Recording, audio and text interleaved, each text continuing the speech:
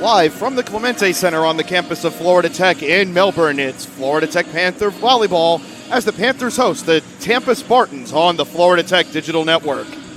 And a pleasant good afternoon, everyone. Jerry Durney here with you on the Florida Tech Digital Network. A little bit of an earlier start time for us today as the Panthers welcome in the class of the Sunshine State Conference, the number 4 team in the country, and thrilled to have you here on what is Alumni Weekend here for the Florida Tech Volleyball program.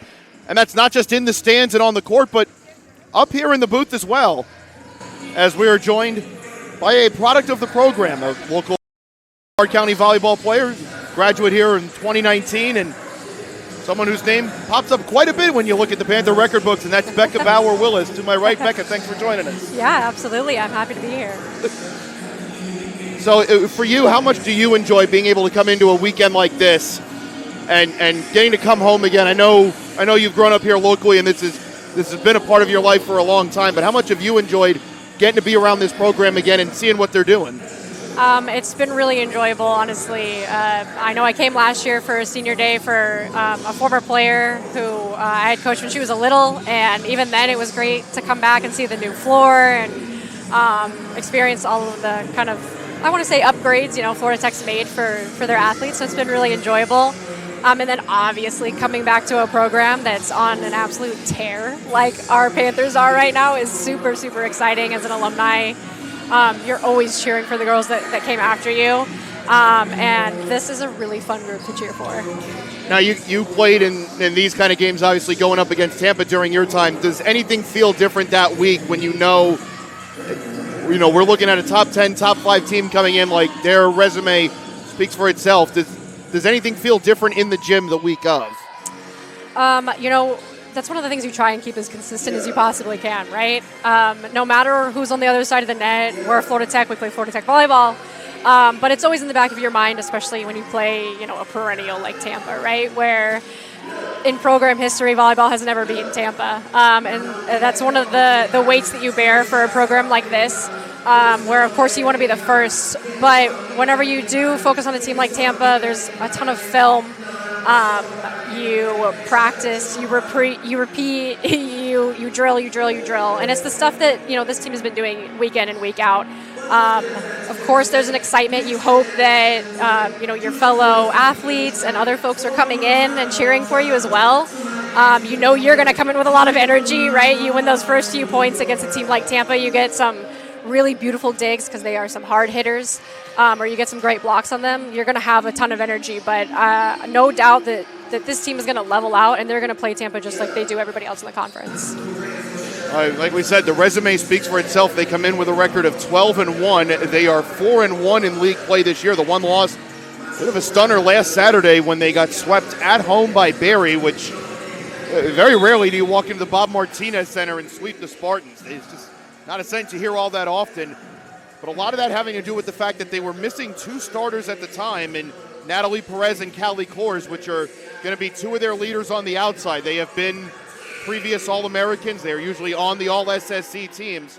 They did bounce back quite well earlier in the week. They're still making up games that they lost due to Hurricanes Helene and Michael, and they swept St. Leo on Tuesday night, got right back into form. And, for Tampa, the eyes are always very much on the present, but this is a team that they're not just thinking about today, they're thinking about November and December. Yeah, definitely. It's a team that got to the Final Four last year and led 2-1 in the semifinal before they lost to West Texas A&M. So they're thinking about not just ways to win today, but they're thinking about how they can get better for down the road. But it's just about time for the national anthem, and then we'll have our starting lineup. So we'll step aside for the anthem, and then we'll be back with some Friday afternoon volleyball here at the Clemente Center. It's one of the biggest tests of the year for the Panthers as they take on 4th-ranked Tampa. We'll be right back on the Florida Tech Digital Network.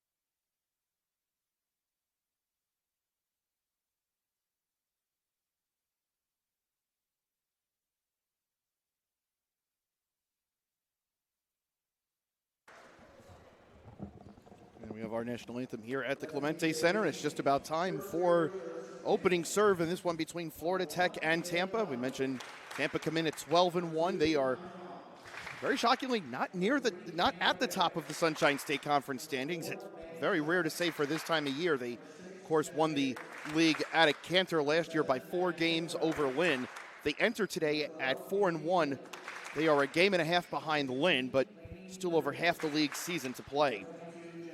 We'll see today for the Spartans starting will be Natalie Perez on the outside. She'll be joined by Tess Schrenger.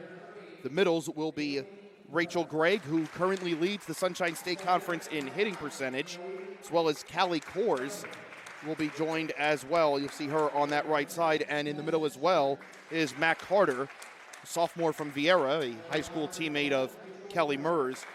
And the libero, one of the best in the country, another All-American in J.J. Ramirez. Tampa, of course, under head coach Chris Kadanak, who I think has a very real case as the best coach of any team across any sport in the Sunshine State Conference in terms of everything that he's accomplished in his 41 years as coach. Beck, I know your paths cross occasionally, working now at the club level, and you don't build a program this good by accident. You do that with intent. Yeah, as much as it might pain me to say, as a Florida Tech Panther, Chris is an absolute genius. Yeah. And we now see the Panthers being introduced in front of the home crowd as the crowd will continue to fill in as classes start to wrap up here on Friday afternoon. And I get the feeling this is going to be even more full by the time this one's over. But nothing changed. The same starting lineup as usual for the Panthers. And why would it change, given the run of success they've been on? Kenzie Deliker will be the setter to start for this one. On the outside, you'll see Cordelia Kearns along with Antia Vallecas Rodriguez. Irene Kitson will serve as the opposite. The middles will be Lilian Muzinski and Kiara Patelli. And on the outside, you'll see Kiara Patelli serving as the middle blocker, and the libero will be Carrie Volstad-Bogan under second-year head coach Jordan Willis. As Florida Tech have won 12 games, looking to match their highest total in recent years, trying to reach 13. They've also won more conference games this year than they have since 2001. And just for a frame of reference, Jordan Willis was still playing in college at St. Mary's at the time. So, quite a bit. And Becca, you mentioned at the top here so much of what goes into today and why this team's been able to be as good as they have been and why Tampa's been as good as they have been. It's the consistency. And I would imagine that if Florida Tech's going to do something as big as they hope to do today, you can't look at it as, oh my goodness, we're playing the number 4 team in the country. We're playing all these All-Americans. We're playing that team over there. And it really can't be anything more than that. Absolutely. And, one of the things I love to do as a player, and I love to do for my players as a coach is, I'm up against this other middle. She's just a person just like I am, and we're going to go head-to-head. And I'm trying to beat her on the block, or I'm trying to beat her whenever I swing, or I'm trying to outdig her, right? It's finding something that you know that you can execute against this team and going out and executing it, pinpointing something. And Tampa's one of those teams where they're going to have weaknesses. Now, one of the things that makes Chris such an incredible coach is as soon as you identify that weakness, he's going to figure out how to fix it, right? It's one of the toughest chess matches probably any of these coaches in the SSE faces whenever they play Chris. But this team knows what to do. They have the tools. Honestly, just looking at Kiara right there, as a middle blocker, she has some of the best tools that I've seen an offensive player in the middle have. And that's the thing, you just grind. No matter who's across the net, you grind, right? It's a one-on-one all the time. I'm playing as hard as I can, and I'm playing for my team. And it would be huge if they pulled something off today and beating Tampa. But no matter what, playing as a team, being there for each other, and just going out and finding your player and beating your player. I think that's what Florida Tech can focus on because they might have the number 1 hitter in terms of hitting percentage in the conference, but we have number 2, right? That's right. So we can match them, and we can match them statistically, if not outplay them statistically, and that's really what I want to see from them. I want to see them go out there and take it. Well, I told you this crowd would fill in. I told you we might get the train horn, and you were able to pick that up on the broadcast as well as the men's lacrosse program, who have always been incredibly supportive throughout the year. We expect them to show up in big ways today, and it was interesting, was talking during the week with Jordan Willis about this. He said, my only regret is that we just haven't played Tampa sooner. You talk about Chris Katanak's going to find weaknesses and how to be able to adjust his own team's weaknesses. Well, this is a Florida Tech team that we've gotten to this point in the year. They're not going to sneak up on anybody. I think everyone in this conference by now knows very well what this team's capable of doing. So there won't be any such thing. It might be an upset in terms of there might be a number attached to a team right in front of it. But in terms of whether people expect us to win or not, I don't think there's going to be that surprise element anymore. People know how good this team is. Yeah, expectations are potentially turning. I know, my final year, we beat Florida Southern at the very end of the year, beat number 17. If we had done something like that earlier in the season, we would have had a lot more respect. And I can tell you right now, a lot of the coaches in the SSC are great, and they're keeping an eye on Florida Tech, including Chris. Florida Tech wearing their home whites to start. They'll be going left to right on your screen as we are underway on the serve from, I believe that was J.J. Ramirez, and they will get the opening point.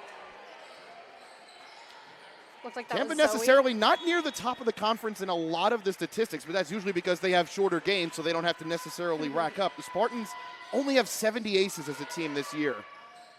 They set up outside for Kiara Patelli, who goes with the off-speed. Very nearly causes trouble for the Spartans at the net, and it will.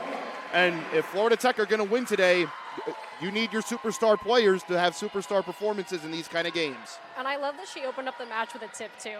Like, no hesitation. I don't need to go swing and do something incredible against Tampa. I need to go play my game. It was a smart tip. You got their libero out of system, and good things happen. And it's a good way to show that you're in control of your emotions, that you're not trying to hit everything necessarily at 500 miles per hour, as that attempt will go wide, I believe, off the hand of Natalie Perez. We'll see Florida Tech serve for the first time through Antia Vallecas Rodriguez. And, Carrie right there watching that ball go out, nice and calm. Nobody's, going crazy or making any big screams or anything. Tampa's going to get their swings just like that. But, control the ball on your side and be smart whenever you do have control of that ball.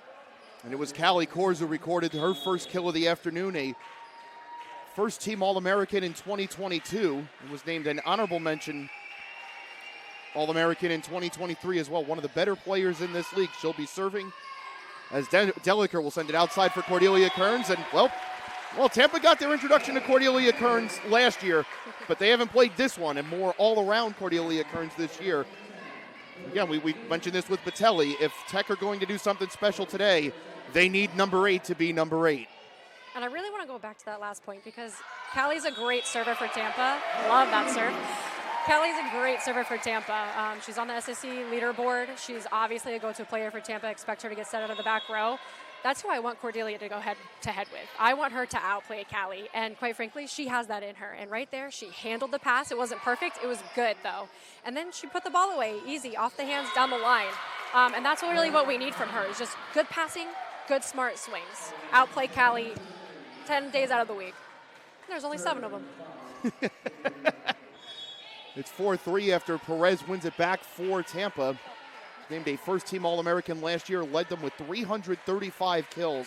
Also was named to the NCAA All-Tournament team as Tampa got so achingly close to another national championship. And that's going to be one of the matchups to watch today is Tampa's middles against Florida Tech's middles. Panthers have really improved there this year. These are the matches that you wanted to have them for. And I know we want some big swings. Florida Tech's going to get some big swings just like Tampa will. But I do think Kenzie can keep the ball off the net a little bit more, especially when she's setting back. Tampa has some really large middles. They will absolutely reach over the net. But you give your hitters a little bit room, they have a little bit more room to swing. And or room to pick up off the block like that. And Muzinski causing plenty of trouble for Tampa. They couldn't quite get organized, and we seem to be in a disagreement with our head official. Yep, looks like the up official called a double contact, not on the actual physical set of the player, but on the player literally contacting the ball twice, saying that she passed it and then set it. I believe we're going to have a replay on it. Oh, interesting, and Kenzie Deliker wanting a word as well, but our first replay review of the day will wait. I get the feeling in a game like this, we'll probably see 4 or 5. I know that happened last time out with Eckerd. Especially in games of consequence, which, for Tampa, every game matters for them as they're trying to figure out their seeding and positioning for the tournament. And for Florida Tech, hey, if things go a certain way, certainly got an outside chance of making the tournament themselves. And they'll win the serve back as the serve will go long there from Tampa, and they're ahead 5-4, and we'll see our first substitution of the day as Deliker and Kitson will make that double change for Tessa Mati and Jane Hassoun, who has been such a reliable weapon from the serve. I was going to say, I'm excited to see her serve in person. I've been watching online, but yeah, the stats don't lie. She's a good server for Florida Tech. Second in the conference with 29 aces on the year. There's Natalie Perez. We mentioned who Florida Tech needs to step up if they want to win today, and usually when Tampa wins, it's usually going to be Kors, Schrenger, Gregg, and Perez that are going to be driving the bus, so to speak. And it's nothing new. These two teams played twice last year. Florida Tech actually were able to get a set off the Spartans in both games, but ultimately it was Kors and Perez who were able to guide them to the victories. And there's Cordelia Kearns. That's beautiful. Beautiful pass from Carrie. Beautiful setup. Plenty of room for Cordelia to go up, and she saw everything. She had the blockers in front of her. She saw the court. She hit open court. I love that play. That's how you want to side out every time, Jerry. Well, he has just grown, not just in the all-around game, but has become an even more complete attacker this year as well. And they'll give that to Tampa. And Becca, what did you see from your perspective? I think, unfortunately, our middle may not have touched it, but I think it did get right side hands right there. That's just a really smart swing from Callie on the outside. I mean, it doesn't get much better than that as an outside. So it'll be Tess Schrenger, the junior from Louisville, to serve. And the first unforced error of the day between the teams, as that one doesn't even reach over the net, and Florida Tech will go back in front 7-6. Now, something small just happened right there, Jerry. The middles switched out for each other as Carrie goes back to serve.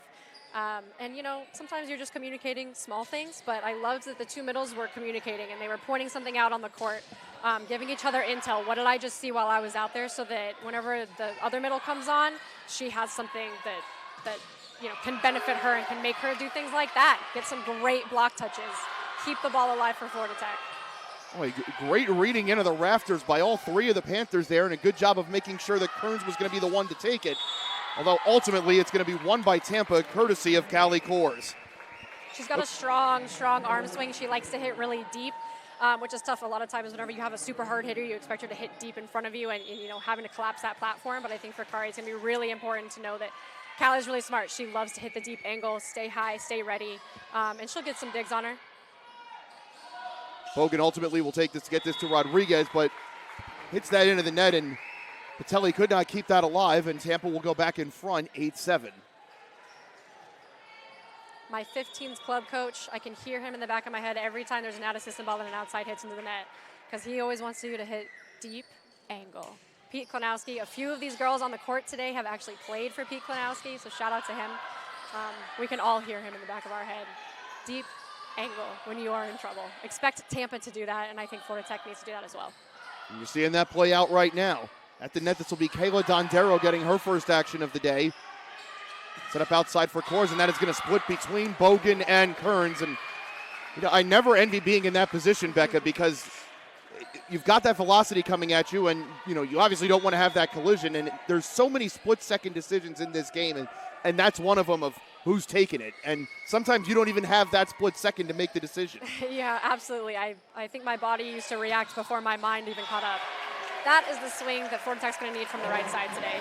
The deep right angle, or the zone 1, is open. And this is across all levels of the sport. If you're 12-year-olds playing for the first time, or if you are Division I, you know, University of Florida players, the deep right angle is so open on the right side swing. I don't know why. Some psychology of the game.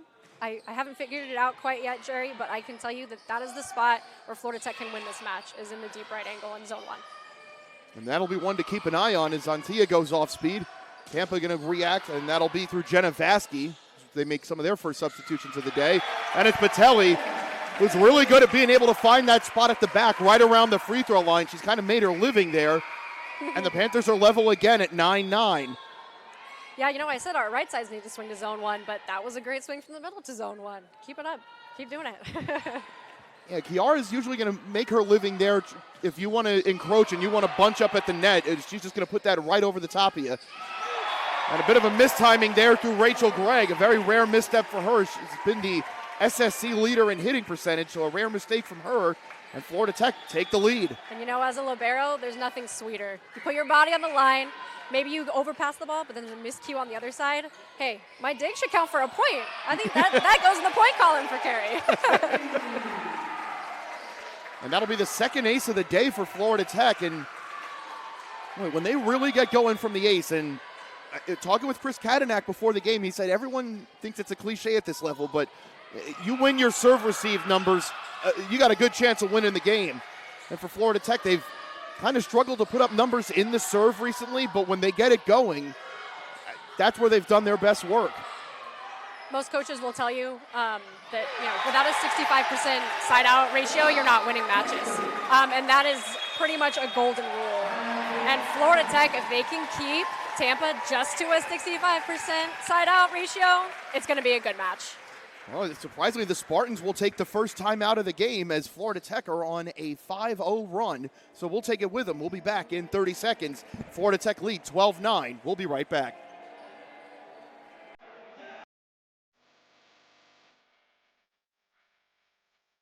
Join us at the Clemente Center on Saturday, November 9th for the return of the Florida Tech Sports Hall of Fame induction and Florida Tech's famous Chopper Dropper, a ball drop chance drawing with cash prizes, including a grand prize of $37,000.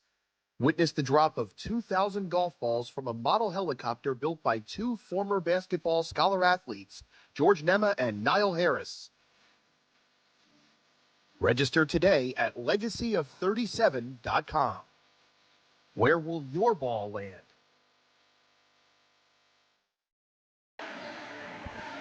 We are back. Jerry Durney along with Becca Bauer-Willis as Florida Tech lead in the first set, 12-9 over Tampa. Only game currently going on in the SSC. Everything else later tonight, and that might be of benefit for Florida Tech is to get done a little bit early because they've got to come right back here tomorrow and take on Florida Southern on what will be Alumni Day here at the Clemente Center. Deliker's serve will be received. They're going to swing that outside for Callie Kors, and you can even have a good wall in front of her, but she's going to be able to handle that by herself, and that'll break what had been a 5-0 run for the Panthers. Noreen Kitson, she was up there. She had great timing. She wasn't necessarily pressed as much as I think she needs to be whenever she's going against a hitter like that. But now that she's experienced once, she'll be ready the next time. And Irene Kitson has been a fast learner and has really been such a boost to this Panther team doing what they want to do. And Patelli will get it right back for Florida Tech and push the lead back to 3.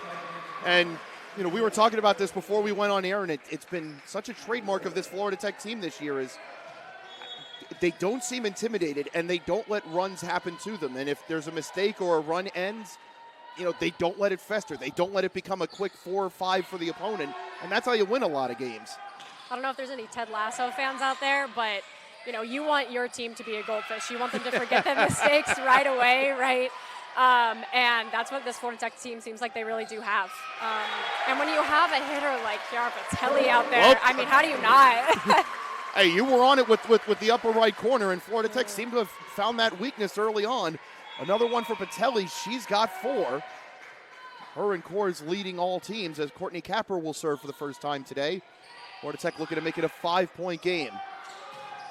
This is Zoe Seppet, who has been a fixture on this Spartan team over the past couple of years. Kitson very nearly caught the Spartans napping, and ultimately it's going to be Rachel Gregg, and that's what she does. You don't lead this conference in hitting percentage by accident, and that'll kill any potential run for Florida Tech. It's 14-11. Yeah, that transition play for Tampa was really well put together. Great dig by Kenzie, and we got to put the ball over. Not with a free ball, but an actual roll shot. But just really well run offense from Tampa. Gregg has made just 11 errors on the season in plenty of action. Outside it goes for Schrenger, and that will go wide. And Florida Tech retake the serve at 15-11. Yeah, she looked a little trapped on the outside, a little outside the pin. That's whenever as a defense you start all shifting into the angle. Florida Tech stayed smart. They watched that ball sail right out. That's the thing. Don't give them any free points, Jerry. It's been the biggest thing, and Jordan Willis emphasizes it the most, is if we're not having a lot of unforced errors, we're not giving them 3 points. As Kearns and Muzinski handle their business on the far side of the net, and the Panther lead now out to 5. First block of the match for us, Jerry? And that is Fantastic. the first block of the match for Florida Tech. Patelli set to serve, and there's rarely a time where you don't feel comfortable with whoever's serving for this team. This is Schrenger, and I believe that would have went off of Musinski, and Tampa will retake the serve. Yeah, that's one of the things you're going to see outsides do a lot. You got to have a lot of tools in your toolkit as an outside. You're getting probably around 40% of the sets on your team, and they will try and tool and go off those outside hands. Florida Tech's just got to stay strong, really, really press with their palms. They'll start getting some controlled blocks, and then they'll start getting some terminating ones. Panthers are able to deal with this, although Capper's attempt will fall short. So simply an attack error on Florida Tech, and Tampa will keep the serve as they will lead through J.J. Ramirez, the senior out of the Jacksonville area, product of Fleming Island High School, which is, if I'm not mistaken, I believe they're usually making deep runs in the state tournaments. Would they have been in your classification at Merritt Island, or am I thinking of someone else? Luckily, I did not have to play them very much in high school. We had to deal with more with the Martin Counties, the Jensen Beaches. Oh, yeah. Some other perennials. This finds outside for Schrenger. Kenzie going to set up Kearns, and getting there just late was Zoe Seppet. You're not going to keep Cordelia Kearns quiet for too long. Her third kill of the game, and Tech have a 17-13 lead in the opening frame as Mati and Hassoun re-enter. Early in that rally, a little bit of a miscommunication. Everyone kind of freaked out. No one was going for the ball. You get it back under control, you take care of it, and then you get opportunities to put the ball away like that. Hassoun serving for her second sequence today. Outside it goes. Well done by Carter, and an even better effort by Capper to keep that off the floor, the signature of this Panther team. Hassoun there to answer on that one. Bogan very nearly to the bleachers. Hassoun with a good eye reads that well, and it allows Florida Tech to reset. It's Schrenger, and I believe that just does stay in bounds, despite the Panthers' best efforts. That will catch the line. Nicked it. Oh, I wanted that one to go out. I was trying to will it out, Jerry. Yeah, you think, just a little bit more velocity, and that's on the other side. Some great defense in there, and honestly, Courtney Capper's one of those players that, DSs, they don't get a lot of glory, but they can really make a huge impact, making some digs like she just did. It provides a lot of momentum for your team, just like a great block can. And so I hope she has a great match tonight. From what I'm seeing, it looks like she's starting to get her read on some of their hitters, so she'll start doing some big things here. I can feel it. I always say with Courtney, there are a few players that will give up their body more than what Courtney does, and yeah. She makes some saves where you're just thinking, how are you getting up from that? I'll tell you, Jerry, it hurts a lot less if you dig the ball. Very fair point. This is Mati as that gets through the line, and that is actually going to be over the outstretched hand of Coors as the last line, and Tessa Mati breaks the run for Tampa, and Florida Tech regain the lead 18-15. Capper will make way for Antia Rodriguez. It'll be Kearns to serve. And Florida Tech offensively has been very smart, very controlled with their swings, and there's absolutely nothing wrong with that. You're going to win matches that way. But I loved seeing Tessa right there. She just got up and just absolutely ripped on that ball. And sometimes you just need a rip, Jerry. Oh, it is great when you can give Tessa some runway to just air it out. And I can't think of many people in this conference that are going to get in front of them. Honestly, with that curly hair, she reminds me of one of the PBA players I used to play. Man, that girl, if she had a runway in front of her, I was saying my prayers back there. Please block, please get a touch on it so that I don't take this fully into my chest. 18-17 now the score. Serving will be Schrenger. And that's another one of those, we talk about split-second decisions, and I'm sure that you had to come across this a lot, Becca, is you're backpedaling and thinking, do I let this go or am I good to play this? Because it could be the difference between a rally stopping and a rally starting. Absolutely, and you don't want to give up those free points on aces whenever you could have gotten a good pass on that. But Kari will attest to this. As liberos, you see a lot of serves, right? You get really familiar with it, and your teammates might be screaming in or out, but ultimately it comes down to you, and she made a great decision right there, and cool as you like. It doesn't matter what the score is. She said, nope, this ball's out, I'm not playing it. We had the feeling that whichever way this goes today, that it is going to be a highly competitive match, whether this goes 3, 5, to whoever. And so far, that's played out. It is a one-point game as we get late into the first set. Panthers I want to block here. Set up outside for Coors, and that does find a way through. I think that might have caught a Panther hand. I don't know if that caught Carey or if that caught somebody earlier, but we are tied. And you've kind of seen it, right? As Tampa has put on some serving pressure, now they're back in the match. So one good pass from Florida Tech, a good swing. It doesn't need to be anything tremendous, but just playing smart, right, and not letting Tampa apply too much pressure. And we'll see what the call there was, as Jordan Willis wants an explanation. It looked good from up here, but ultimately Tampa will regain the lead 20-19. And I believe that is Matt Carter to serve for Tampa. Coach Willis looks a little baffled. I'm not going to lie, I'm confused as well. I think they saw a deflection touch and they went ahead and called floor on the Panthers, but that's okay. Move on, next point. Carter serve on the way. Kearns will let it go, and we are level again. The ball never lies, Jerry, right? Whenever you think a call doesn't go your way and they miss a serve, hey, that's the first thing in my head. Oh, I live by it. I will live by ball don't lie. We're in the proverbial red zone now. This is where we want to start cleaning up our volleyball. Good passes, no errors, good serving. We don't need anything perfect. Let Tampa make the mistakes, play clean, but whenever you get that opportunity, absolutely rip on the ball. And that is so smart. That is so smart. Tampa has a setter in the back row. Make her pass. Even if she passes the ball, they're out of system with somebody else having to set besides the setter. They're going to be out of rhythm. But instead, you get a kill off of that. And that, chef's kiss. Perfect right on the line, too. There was no margin for error there for Tampa. They didn't collect that correctly, and it is 21-20 to Florida Tech. And there's Kitson causing all kinds of problems for the Spartans. That started at the service line, too. You got to give Kenzie some credit there. I think she deserves a block assist on that one, if you will. Anytime you force a team to unwillingly give the ball over the net without swinging, I truly believe in my heart, Jerry, that the servers deserve some credit for that. Hey, listen, I trust you, and I'm willing to ride with that. 22-20. Kitson will pick up. That is officially her first kill of the day, although she's already recorded a block. Looks like Tampa also just put in a dub sub, so maybe be ready for some back row attacks. Perez is the last line, so that certainly does seem to be in play. It ultimately will find Coors. Great touch. Sets up Patelli, and that is what Kiara does. And I told you, Jerry, they're working on Callie, right? She's still going to get her swings, but as blockers, it goes off your hands. You get a deflection, but right there, beautiful touch that Florida Tech was able to turn around and transition and put away. I'll tell you, it's going to be a lot of fun tomorrow on Senior Day, and I imagine that the loudest roars in this building are going to be for Kiara Patelli, and the job that she's done in her 2 years in a crimson and gray uniform is we'll keep it here late in the first set with Florida Tech leading 23-20.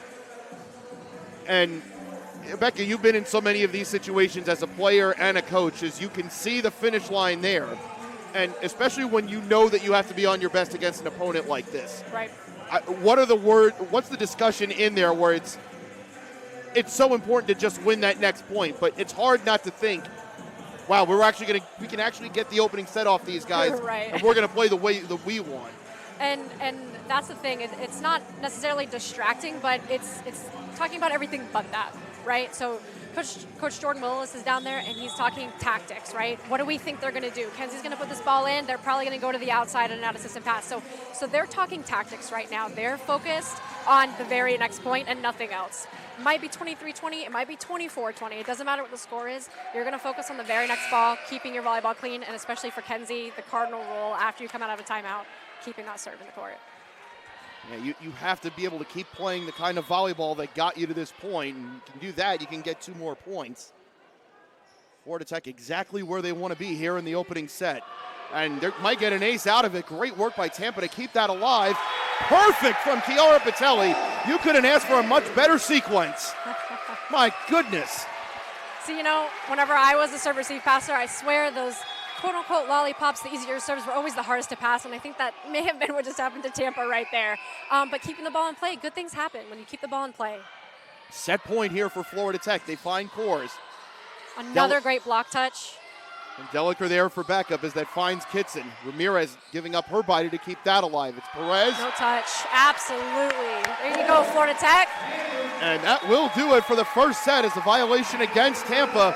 And Florida Tech have a 25-20 opening set victory. And, if you've been around this program, and we've mentioned it here on the broadcast before, this is the 94th time that these two schools have played.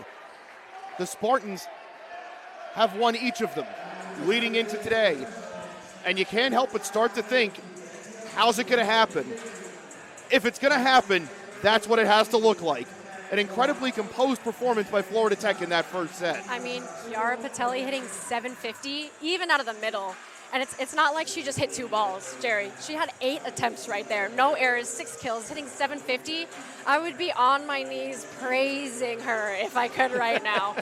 If my middle can produce like that, if she can continue to do that these next 2 sets, even just keeping it at 500, feed her. Absolutely feed her. And Chiara does have those in her bag. She's had multiple games of over 600 in her career at Florida Tech where she's had 20-plus attempts and still able to do that. It's been such a valuable part of her game and why she's been able to help this program grow over the past couple of years. So after that first set, I imagine it's more of the same in terms of, okay, here's what we did. We just took that set. Here's what we're going to keep working. We're just going to keep doing this. Yeah, so, you don't want to overanalyze too much. You don't want to try and necessarily get into, Chris O'Brien's head and think, oh, what are they going to tell Tampa to change that we need to change?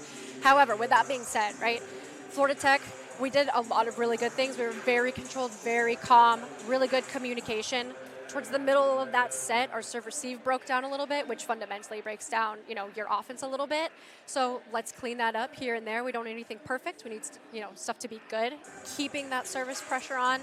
I think for Tampa, again, we are absolutely picking on players in serve-receive. That's what you want to do. You want to, drill them and drill them. I would expect Tampa to adjust their serve receive a little bit. I would expect them to start mixing up their shots a little bit. They had a lot of swings, which early in the match were working for them. But as you saw, our block started to get used to it, started getting some really great touches on those balls. So I expect Tampa to start maybe getting a little crafty, a little bit more tipping. I wouldn't be surprised if we saw a few setter dumps. There were a few times where I kind of held my breath. I thought she was going to go for it. But I wouldn't be surprised if they start keeping some of these outsides in for 6 rotations, using some back row attacks. There hasn't really been a ton from either team. Tampa's going to make their adjustments for sure. And Florida Tech, what it comes down to is keep doing all the great things we did, clean it up a little bit, and defensively, be Courtney. Everybody be Courtney defensively on the court, right? Be willing to put your body on the line. I promise when you get the dig, you don't feel anything. For Florida Tech, just 6 total errors in that first set, 5 of them in attack, none in the serve. That's great. Tampa, meanwhile, had 10 total errors in that first set, and 4 of them out of the serve. And that's 4 free points in a set that was determined by 5. That's pretty large.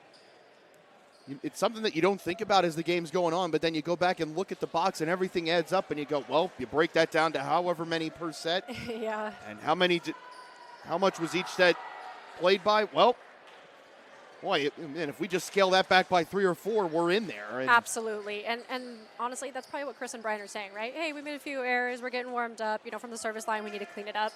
I can tell you when I was on the sidelines as a coach, man, service errors, right? You feel like you're counting them in your head, count them on your fingers. But something, great programs do. Honestly, 4 is not terrible, right? But something that great programs do is you start to even out that ace to error ratio. I expect Tampa to not take their foot off the gas at all behind the service line. They're going to continue to be aggressive. Well, it's something that Jordan Willis has talked about with his team. He's willing to live with if the service error number is a little higher as long as we're connecting because it means we're trying something. Right. If we're playing it safe and we're still making errors, then we have a problem. Tampa getting tested right out of the gate to start set number 2. Florida Tech do look composed in their defense, and they'll reset thanks to Cordelia Kearns. And ultimately, they tee up Jenna Davis, who we didn't see a lot of in that first set. The junior out of St. Petersburg, and Becca, you have some experience with her. I do, yeah, just a little bit. She played at the club I used to coach at St. Pete Volleyball Club under Courtney. She is a great pickup for Tampa. She's a local, and honestly, I love to see local girls go to local colleges. And we hope to see more of that in the future here at Florida Tech as well as Ramirez keeps that alive. Ultimately, it swings near side for Perez. That just does find some wood before the line. And Tampa have the opening points of set number 2. And, a little bit of discipline on defense. You kind of, no matter what, you always have to expect that ball coming to you. The right sides have not been hitting that angle shot, but clearly they're trying to mix it up. So Florida Tech, everyone has to be ready.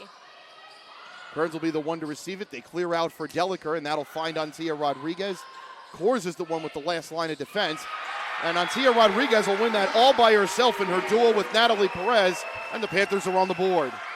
I was a defender for a long time. I was an outside hitter. I even played middle. Jerry, as you know, even in the collegiate level at 5'5", I played middle. I will tell you there is nothing on this planet that feels as good as a block, especially a solo block. And especially in a one-on-one like that where it's you against her. And there's another one for Florida Tech. I believe that it's going to be Kitson who will get the credit there. It's her and Patelli right at the net. And Florida Tech quickly get two back. And I couldn't keep my reaction to myself. I apologize, but that one was right in our paws, and she did not let that ball move. Swing outside, he'll set up Schrenger. That's right along the line and just wide. And Florida Tech alertly being able to read that ball well and just letting it go wide. And Florida Tech do not look like a different team to start the second set. And that's what block touches do for you, Jerry. They force hitters to start, swinging harder, being more aggressive. And that's whenever you can actually force errors off of good block touches and blocks. I call those point effort bonus points, right? If a hitter makes an error after I blocked her, that's an extra bonus point for me. And Tampa do a good job of being able to recycle there, as ultimately winning that will be Schrenger, and she went with the tip. And one of the first tips that I think I've seen from Tampa from the outside. So again, Tampa is going to mix up their play. Montia is able to receive that as Deliker swings over for Kearns. And ultimately there, it's going to be the duo of Matt Carter, and I believe the credit's going to go to Perez. One of the best in the nation puts that through, and Tampa are back in front 4-3. Perez last year a .290 hitting percentage to go with 335 kills and 72 total blocks. Ramirez will be the one to serve, and there was too much on that one. We're level again, and Florida Tech will be back in the serve. And another thing I love watching these Panthers right now is kind of the swagger, the attitude, if you will. Rodriguez back there, that ball goes out, and she's like, wanting the crowd to be with her, calling that ball out, making a big deal out of it. That's how you can tell they're playing loose, And whenever you're playing loose and comfortable, good things happen. And that's like that dig. And a sign that the moment not overwhelming them, they're just more focused on the game that's in front of them ultimately, and that's a good sign for this team's maturity. Deliker swings it for Kitson, and that is going to go into the stands off the hands of Callie Kors. And another one for Irene Kitson, her second of the day, and the Panthers take the lead. Jerry, we're 9 points into the second set, and I think Tampa has doubled, if not tripled, the amount of tips they had in the first set. Right now, Florida Tech's doing a good job responding. Expect to continue to see some mix-up on their offense. Boy, that very nearly could have been a poor touch that cost Schrenger, and then it's another one into the net. And, we talk about adjusting play and maybe getting out of your style. Interesting to see there from Schrenger. I think she's going to want both of those back. I was going to say Florida Tech is putting a lot of pressure on her in serve-receive. And she's handling it okay right now, but it's starting to get into her head a little bit, some of these block touches. And there's a good pass from her right there. And, honestly, whenever you get a good pass, build that confidence. I mean, trust me, she's not going to go away. But Florida Tech's doing a good job of pressuring her and making her really be a workhorse. Ultimately, Perez will be the one to win the point back for Tampa there, as we will see Kyla Dondero, the freshman out of Highlands Ranch, Colorado, to serve.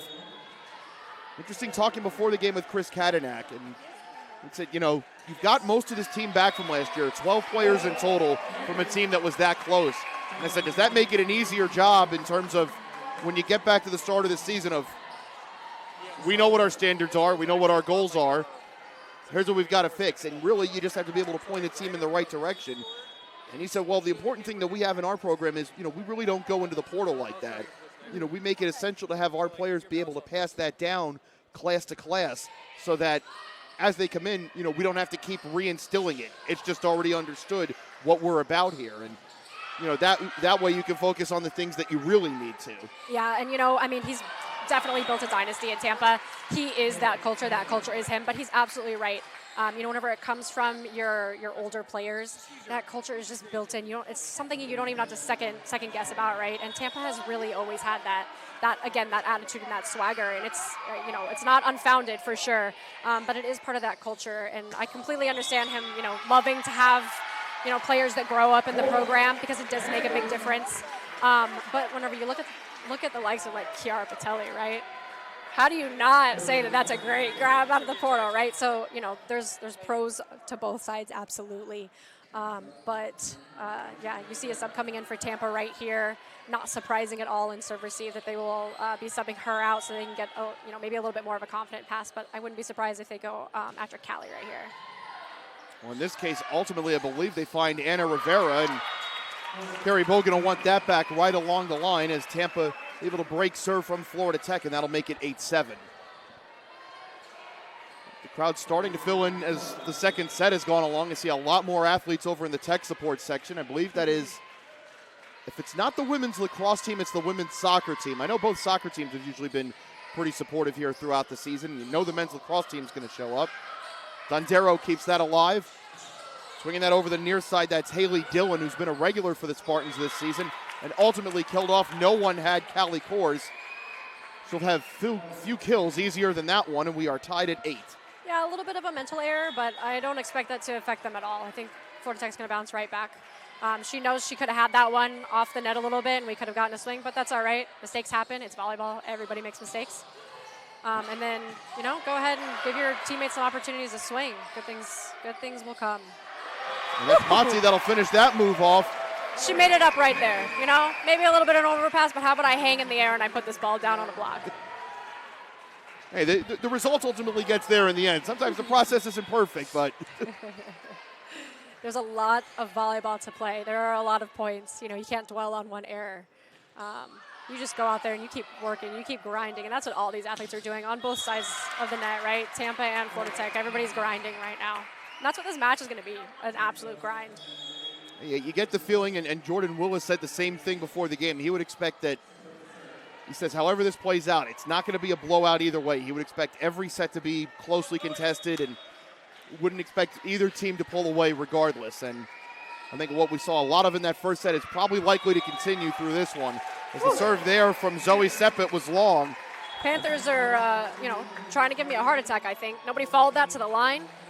I was a little worried there, Jerry. But, they know best. They know best. They know when that ball's out, so good for them. But I would not be surprised if Coach Willis is saying, hey, why don't you follow that to the line next time? The volleyball never truly leaves. The No. volleyball never leaves you. It's 10-9 now for Tech. Deliker the one to serve, and Vitelli doing a good job at the net. She's working with Irene Kitson.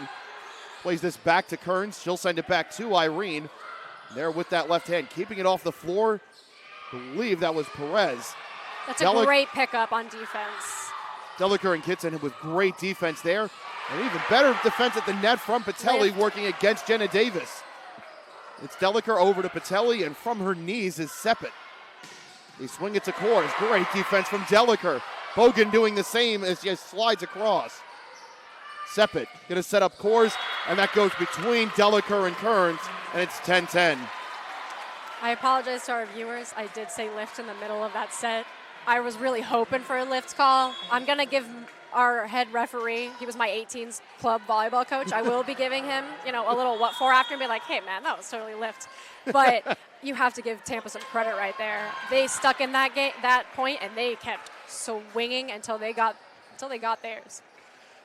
So we have a timeout, I believe, taken by Florida Tech here in the midway point of the second set. So we'll keep it here. And Becca, we mentioned you graduated here from 2019 at Florida Tech. So tell us a little bit about what you do these days.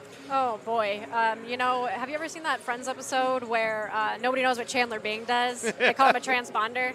That's what my friends say about myself as well. So I actually graduated twice from Florida Tech. I have 2 undergraduate degrees. I have a bachelor's in science and a bachelor's in education. And then I got my MBA here after I blew my knee out. So a lot of people are like, what could you have possibly done with that? I went into technology consulting. So I work for a consulting firm. If you watch the Olympics, you may have seen our commercial. So people finally have heard of my company, Accenture. So we work with global industries all over the world. I work with teammates in India and Argentina and all over Europe. I might not be using all of my math skills, but I'm definitely using all 3 of my degrees that I got at Florida Tech every single day. People say you want to get your money's worth out of your degree. I'd say you're doing it. We're back on the floor, tied at 10 here in set number 2. Florida Tech took the opener. We expect a highly competitive match. We believe that going in, and that has bared out so far as Callie Kors, the senior out of St. Petersburg, to serve. We received by Rodriguez, gets to the net for Deliker. She had Patelli ready.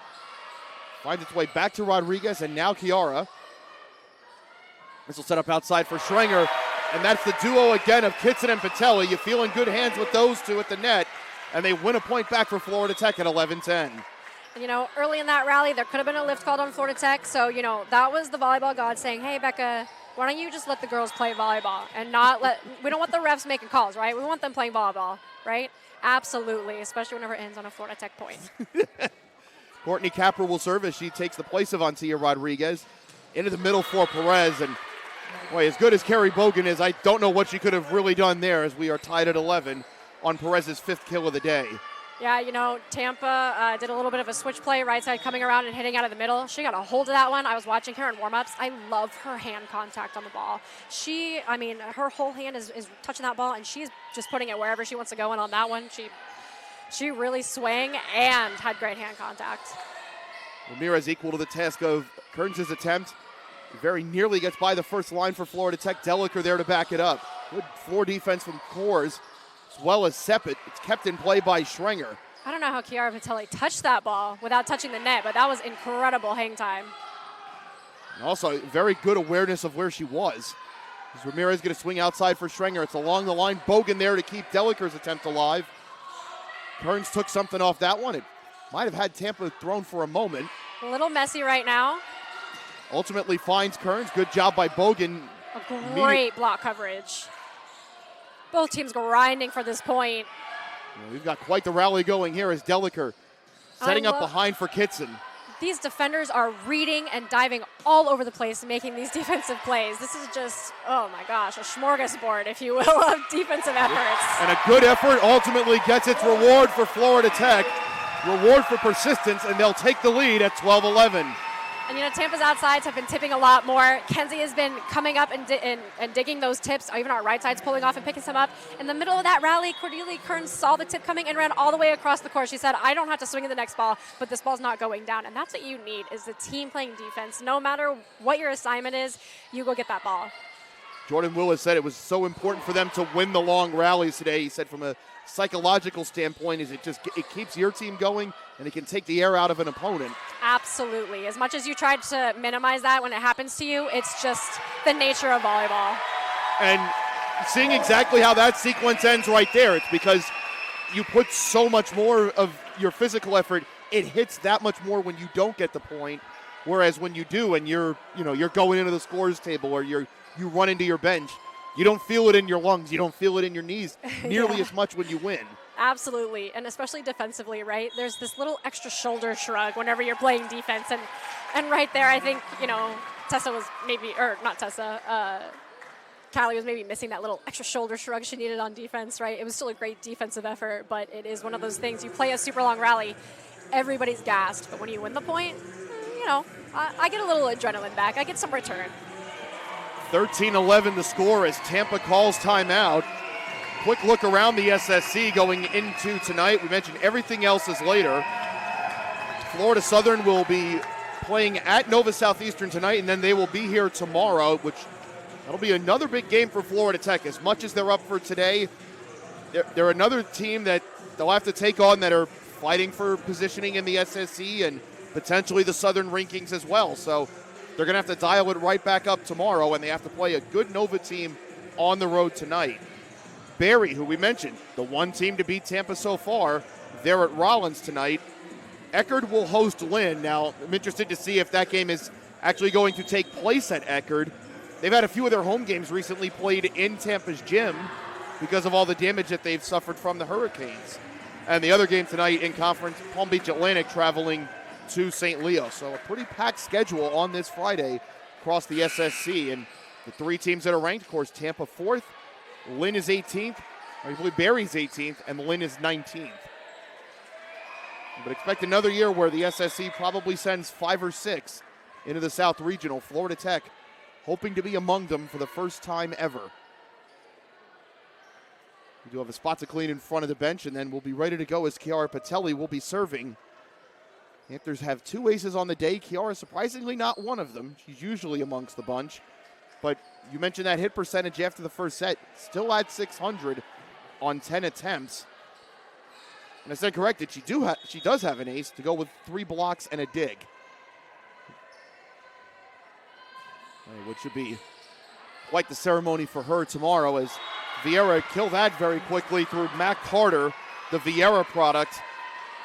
Able to put Tampa back on the board at 13-12 as Kayla Dondero will re-enter to serve.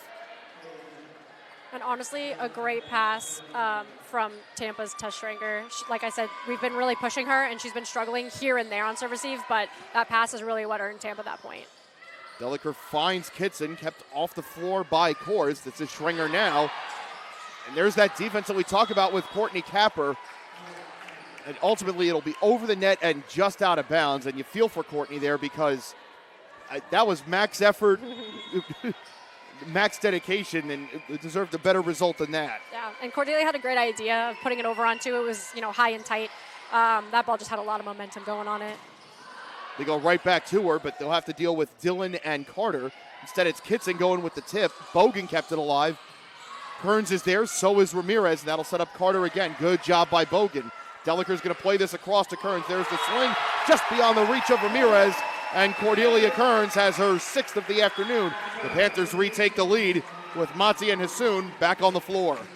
Cordelia Kearns has been someone that you absolutely have to talk about, throughout this Panther season so far. And yes, she absolutely went and ripped on that last ball, but you see in the middle of that rally, she's on the 10-foot line. She's way off the net. She's having to take a big step back, and she's still hitting the ball. And I love seeing that aggression, smart aggression, right? But she is not going and giving Tampa anything free. She is making them work for it. It really has become a complete player in every sense. It's not just one part of her game that you have to worry about. You do have to worry about that, though. She's got back-to-back, 7 on the day, and the Panthers lead by 2. She said, "I've been hitting angle a little bit. I think I'll pull out my line shot. Just keep Tampa on their toes. Keep them honest." Yeah, listen, I do this. Soon with 5 assists and 4 digs today, but also leading to a lot of good for Florida Tech in the serve, even if that comes to nothing. But as we've said throughout the broadcast this year, everyone who's been on the floor for Florida Tech in these games has something to do with what's happened this season. It has truly been a team effort. You may see the same 2 names near the top of the kill list, but it is not the sole reason that they've been able to do what they're doing. And I think you can speak to that as a defensive specialist, Becca, and someone who has coached. All of it's connected. Everything has to work if you're going to be the team that you want to be. Absolutely. If you can see these benches in some of these matches, I know with our particular broadcast you can't, but whenever you look at these benches across every division in NCAA, these benches are involved. They are screaming, they are hollering. They're not just cheering, they are analyzing. Not just because their number might be called to go in, but because they are literally willing their team to win, even when they're not on the court. And it's a good point that you bring that up. That was one of the reasons when Florida Tech had their comeback against Lynn. Jordan Willis was quick to give credit to his bench because he said, yes, the players on the floor are the ones that have to make the adjustments and execute. But if our bench isn't pointing that out to them, I don't know if we would have been able to do what we did. So this isn't just lip service. It is something that really can and does affect the game. Yeah. As Florida Tech quickly get to back, they first get it through the unforced error on the long serve. And then more great work at the net there between Muzinski and Madi. And, I feel for JJ Ramirez right there as a libero. She did everything she was supposed to. She covered her outside, a great pass. Didn't work out for her. But nonetheless, I'm always happy when we get a Florida Tech pant, Dondero's attempt was long, although Chris Kadnack thought about going to the green card. I think he ultimately thought better of it. I was going to say, JJ Ramirez back there, she said, no, let's not challenge it. He said, all right. I would listen to my libero, too. Jordan Willis says he's done the same. There's been times where he goes, there's certain ones that if they're telling me that I should challenge, I'm inclined to believe them. If the same ones are telling me that we might not get that, I believe. Yeah. Unfortunately, as a hitter, you might be a little biased to think that your swing was touched. Liberos, we try to be as unbiased as we can. I will say, whenever you're on the court, something that I don't think you always see whenever you're watching or if you haven't ever played the game, you can actually hear whenever there's a touch. A lot of times, you can hear it touch hands, and not just whenever it's a stuff block like that.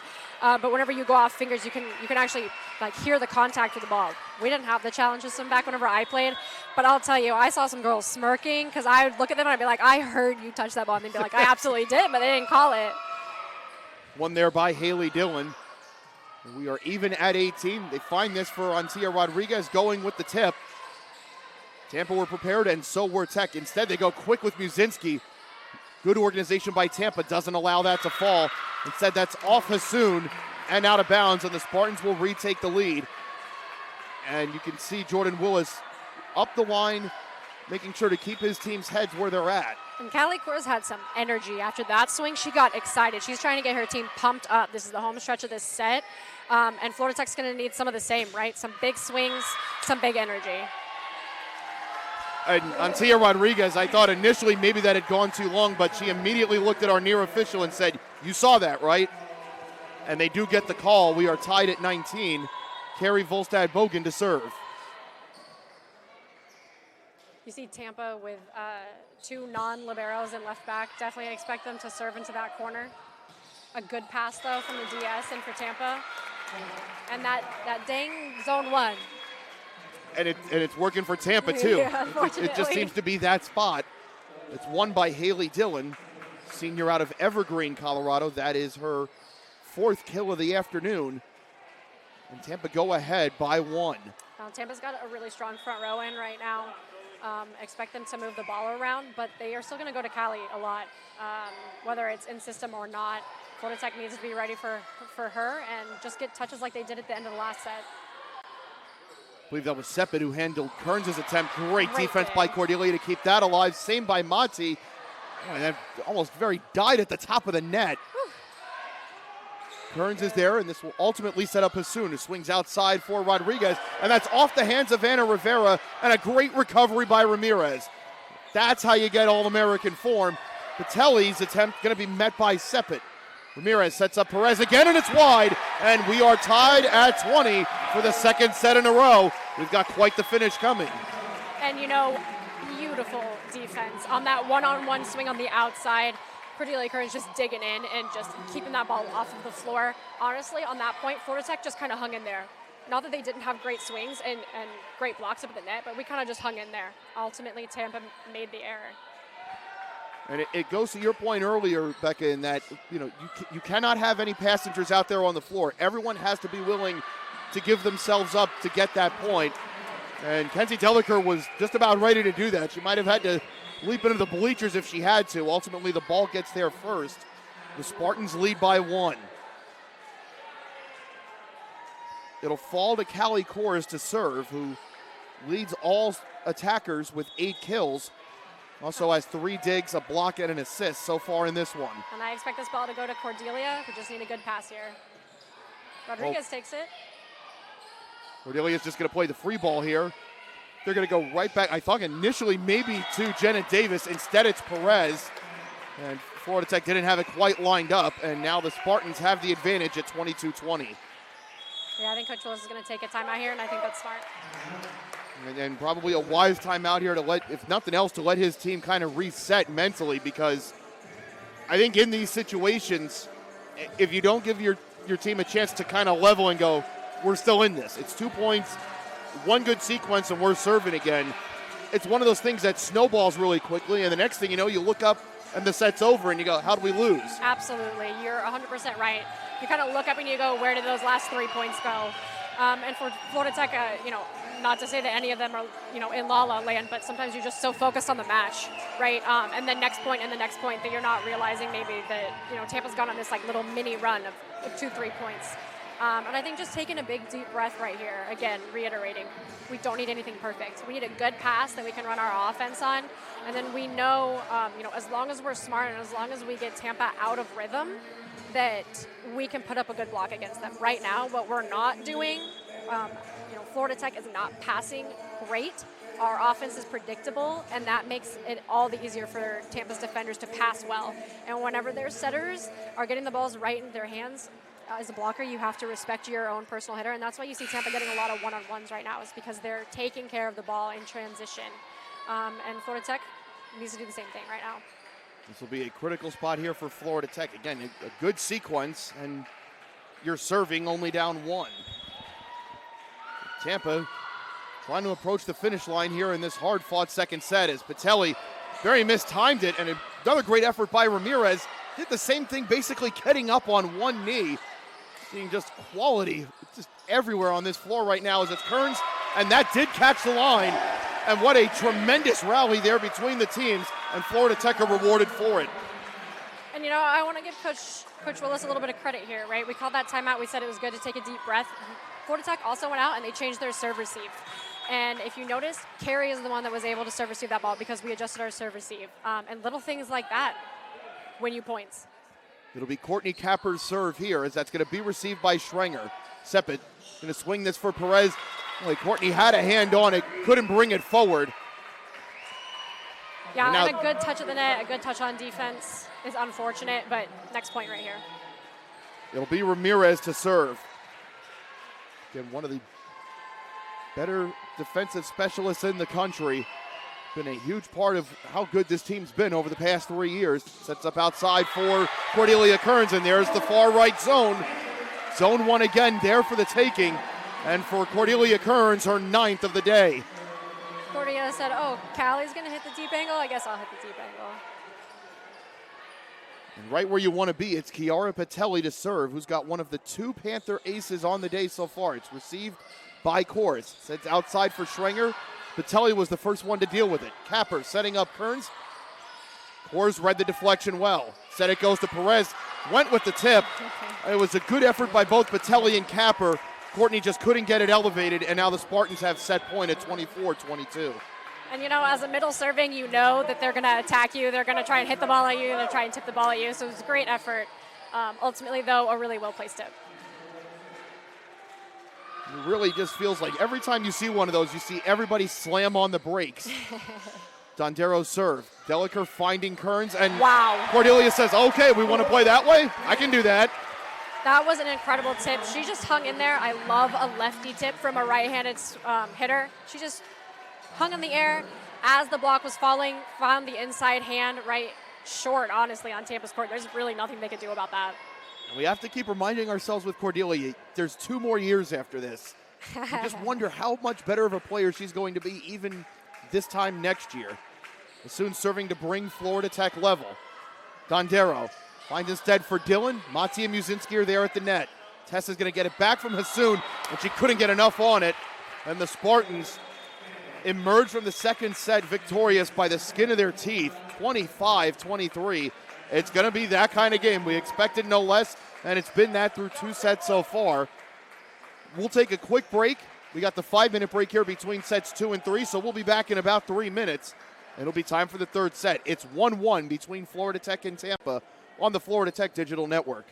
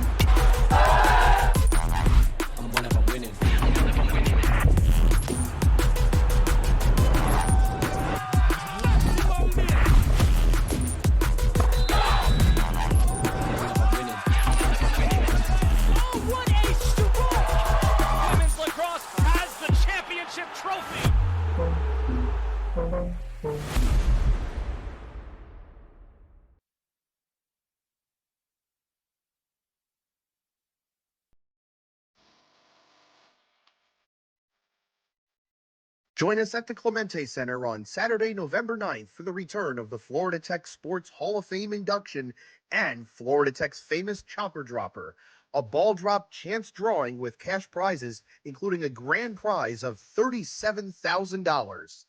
Witness the drop of 2,000 golf balls from a model helicopter built by 2 former basketball scholar athletes, George Nema and Niall Harris. Register today at legacyof37.com. Where will your ball land?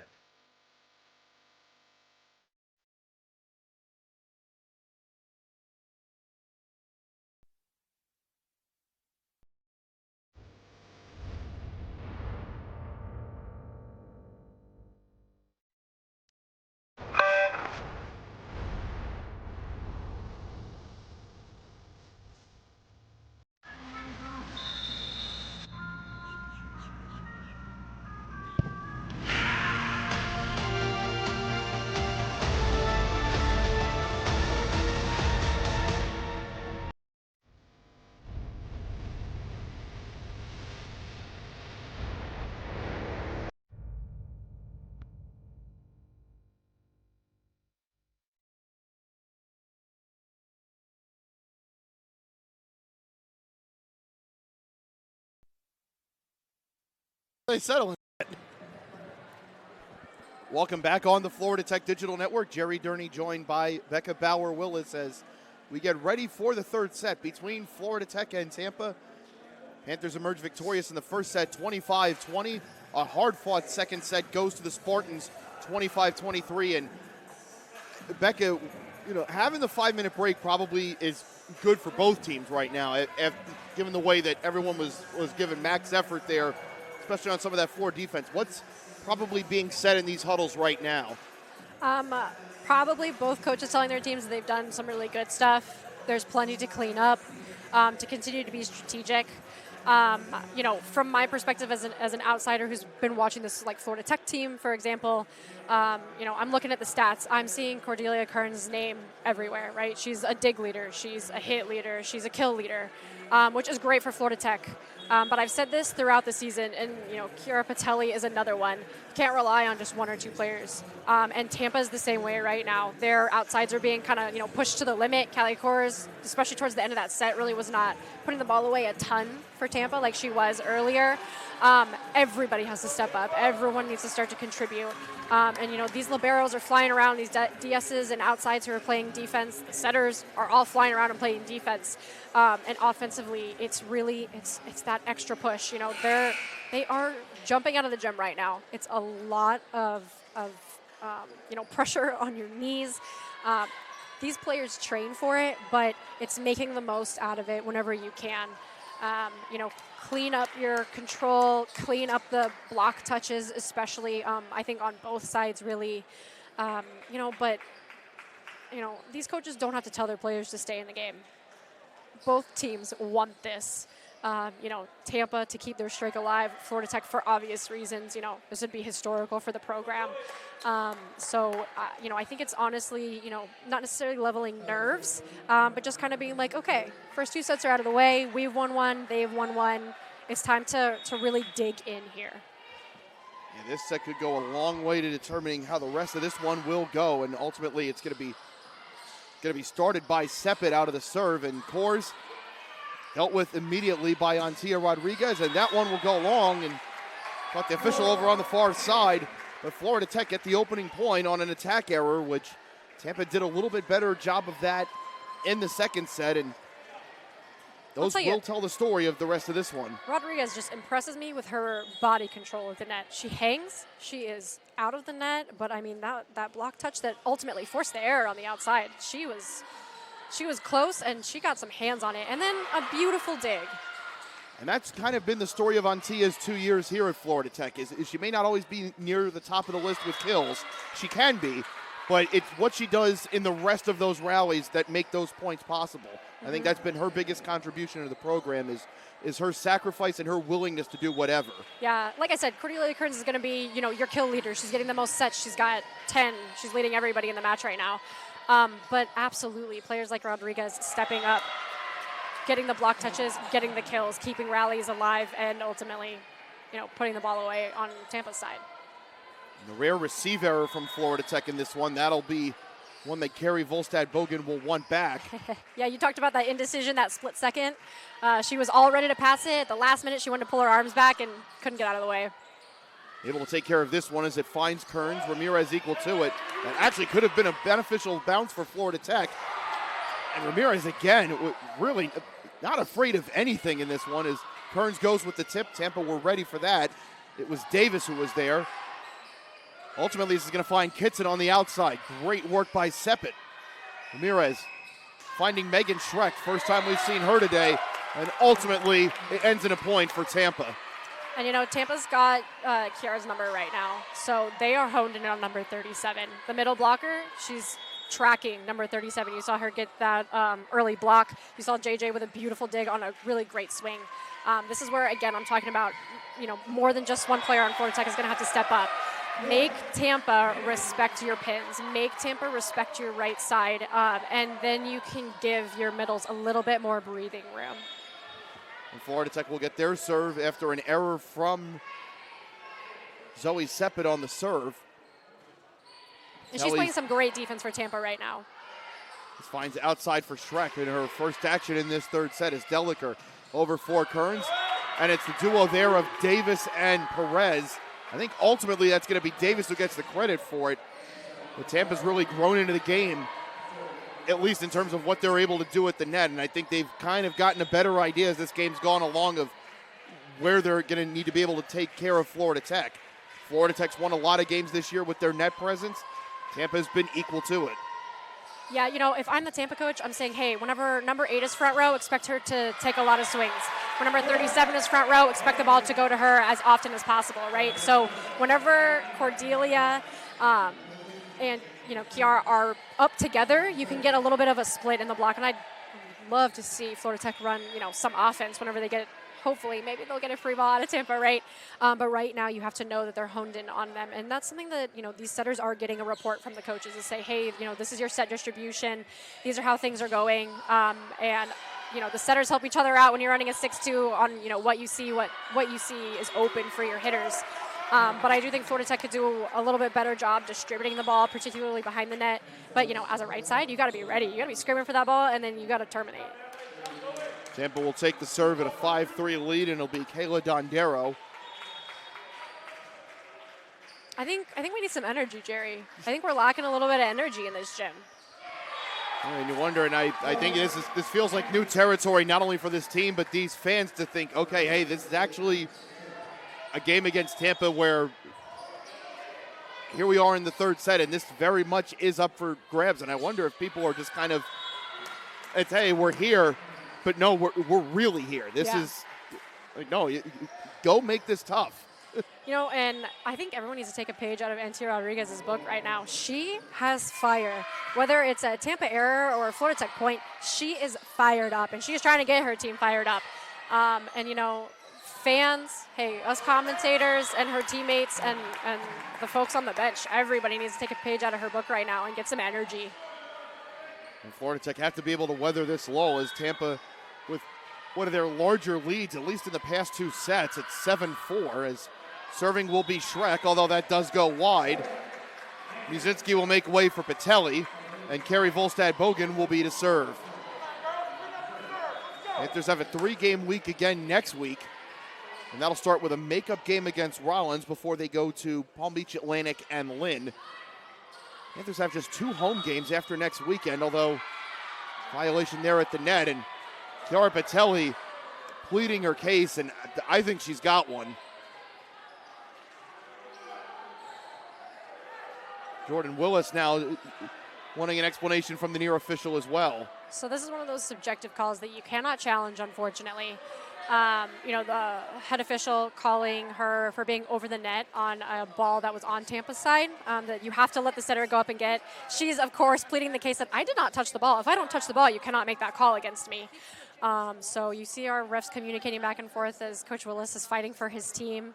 I'm not sure that this will get, reversed or replayed, but I really admire a coach that goes to bat for their players. And Coach Willis has been good about that. He may not necessarily always get the result he wants, but you see more often than not of, no, tell me why. Yeah. Honestly, I think that is an unfortunate call for Florida Tech. As an up official, though, you're doing your best. Will ultimately be received by Kearns. Swing outside for Tessamati, but Hallie Kors showing that All-American form. And she's now got 10 kills on the day to go with 4 digs and an ace. And Tampa giving themselves a little bit of breathing room at 9-5. A lot of energy on Tampa's side as well. And you just wonder if Tampa's thinking this is usually where we get teams. I feel like they get most teams' best shots through the first 2 sets. And I wonder how often that message is, just keep playing the way we are. They're not going to hang with us for 5. Yep. And you and I both know Florida Tech is more than capable of hanging with them through 5 sets, but they really got to believe in themselves right now. If we could will them to it, Jerry, we would. I mean, that's what we're going to project, as the service error will give Florida Tech a break at 10-6. And take that, use it.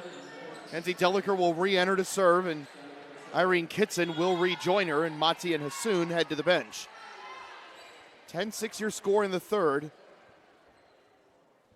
Both teams have taken a set so far. Deliker's serve will ultimately be received by Schreck.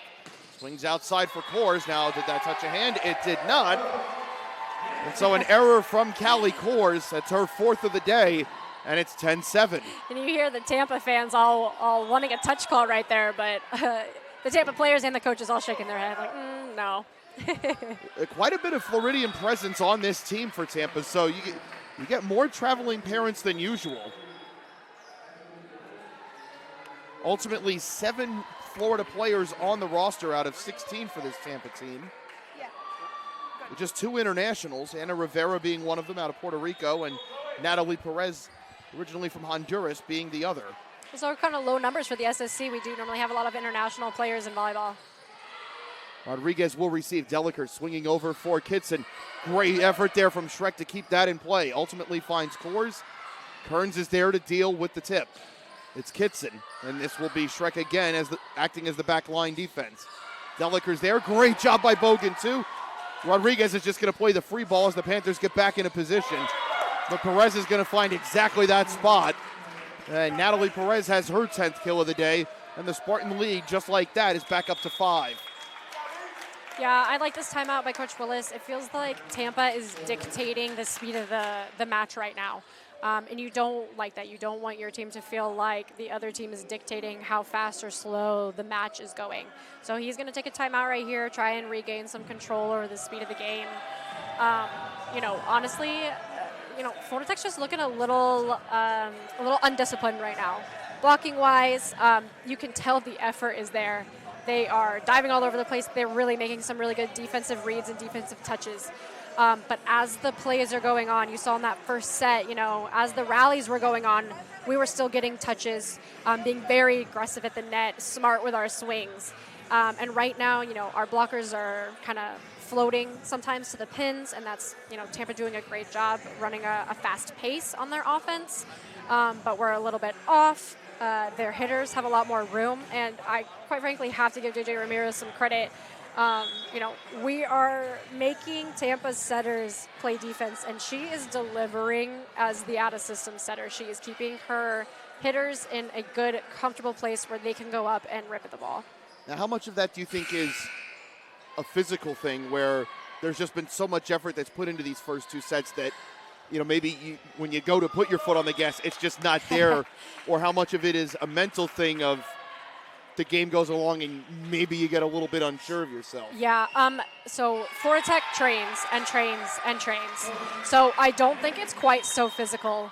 I do think it's maybe a combo right now. I think it is mental. Again, I can really feel it. Like, even when we go to serve, it's really hushed. It's really quiet in the gym.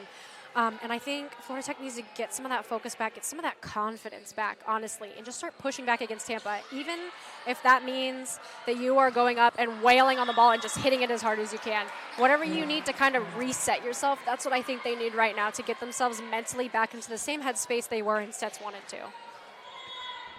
And Cordelia Kearns didn't have it for a lack of trying. Certainly tried to put that through as hard as she could. But ultimately a violation called against Florida Tech. It's 13-8 as Capper will receive the serve, and Deliker will play it over for Kearns. Boy, a good dig from Ramirez and add back up there from Kors. It ultimately finds Schreck, who plays the free ball, and Kenzie Deliker with some quick thinking very nearly caught Tampa flat-footed. And ultimately, it's Irene Kitson who will win the point for Florida Tech. A much-needed sequence there all the way around from Jerry, Florida Tech. I have been waiting for one of these setters to dump. I'm so glad it was our team first. She did not earn the point technically on her dump, but she deserves all the credit for that. She absolutely got Tampa out of rhythm right there, and that is so smart.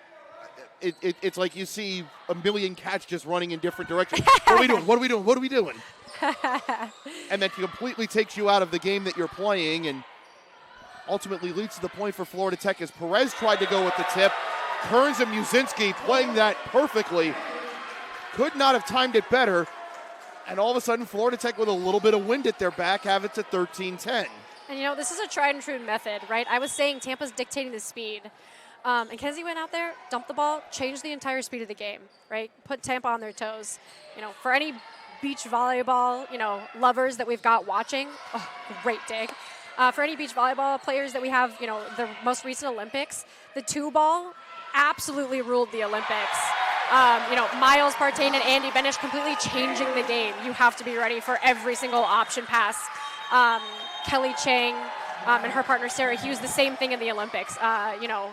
The 2-ball is really coming alive, and you see in Division I volleyball a lot of 6-2s are being run as opposed to 5-1s that we saw last year.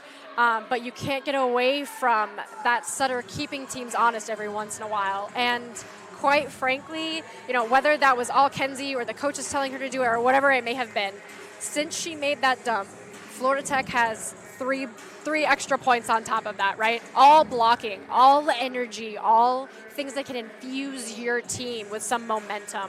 And it's all stealing away that tempo of the game. And I think that's probably part of the reason that Chris Kadenak wanted to call the timeout there, because you could feel it starting to build back up in the gym once again. Yeah. And if nothing else, he's bought his team some time here while Florida Tech appear to be growing in confidence once again to realize, hey, we were good enough to take that first set. We were good enough to push Tampa in the second. We don't have to roll over. And this is where I really want Florida Tech to get hyper-disciplined on their defense. Kiara's back there making some beautiful digs. Middle's playing defense. We love it. Expect a tip, right? She needs to be ready to go, or the right sides need to be ready to pick something up. Be hyper-disciplined. Do your job first, and then after you do your job, if there's a ball that's about to hit the floor, you go after it and get it, because, both Brian and Chris are telling their teams exactly what's open on Florida Tech's floor. Don't let them take it. We appear to be all set to go coming out of the timeout. Batelli will serve, joined by Musinski, Kearns, Kitson, Deliker, and Capper. Panthers trail by 2. I'd love an ace here right now. Maybe I should knock on wood, broadcaster curse, but I would love one. Oh, no, I cursed her. I'm so sorry. But it was almost there. If it had gone fully wide or it was over everybody, that'd be one thing. But I think Kiara picked something out, and it just wasn't perfect placement there. So she was close, though. Honestly, Jerry, I got pretty excited. I thought she had an ace for a second. It'll be Ramirez to serve for Tampa at 14-11 as Kenzie gets it from Capper. Lily went with the tip, but Ramirez in place. And, boy, has she been everywhere today. But so has Kearns and Musinski. I think if that's Cordelia, that's her 11th. If it's Lily Musinski, it'll be her first kill, but it'll be her 5th block. Well, I think it was actually a solo by Cordelia. She was on that thing. I will say I would love to see Lily get more involved offensively. It doesn't seem like her and Kenzie are, maybe connecting super well right now, but I want her to be ready for everything, even if it's just a 1-2 step off of the net. Again, just to keep Tampa honest, right? Keeping our middles involved so that our pin hitters have a little bit more room. Well, Lily being heavily involved has usually meant good things for Florida Tech this year, so I think you're on to something there.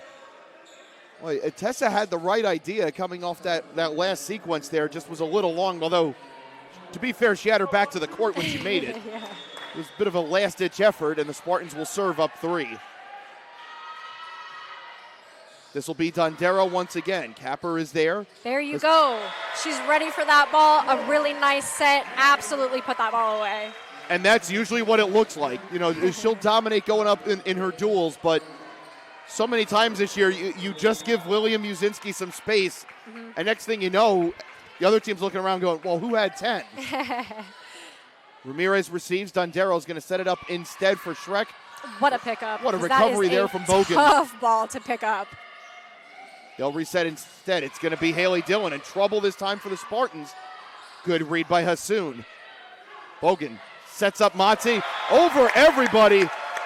Dillon went a little too early. Ramirez was a little too late, and it's a 1-point game.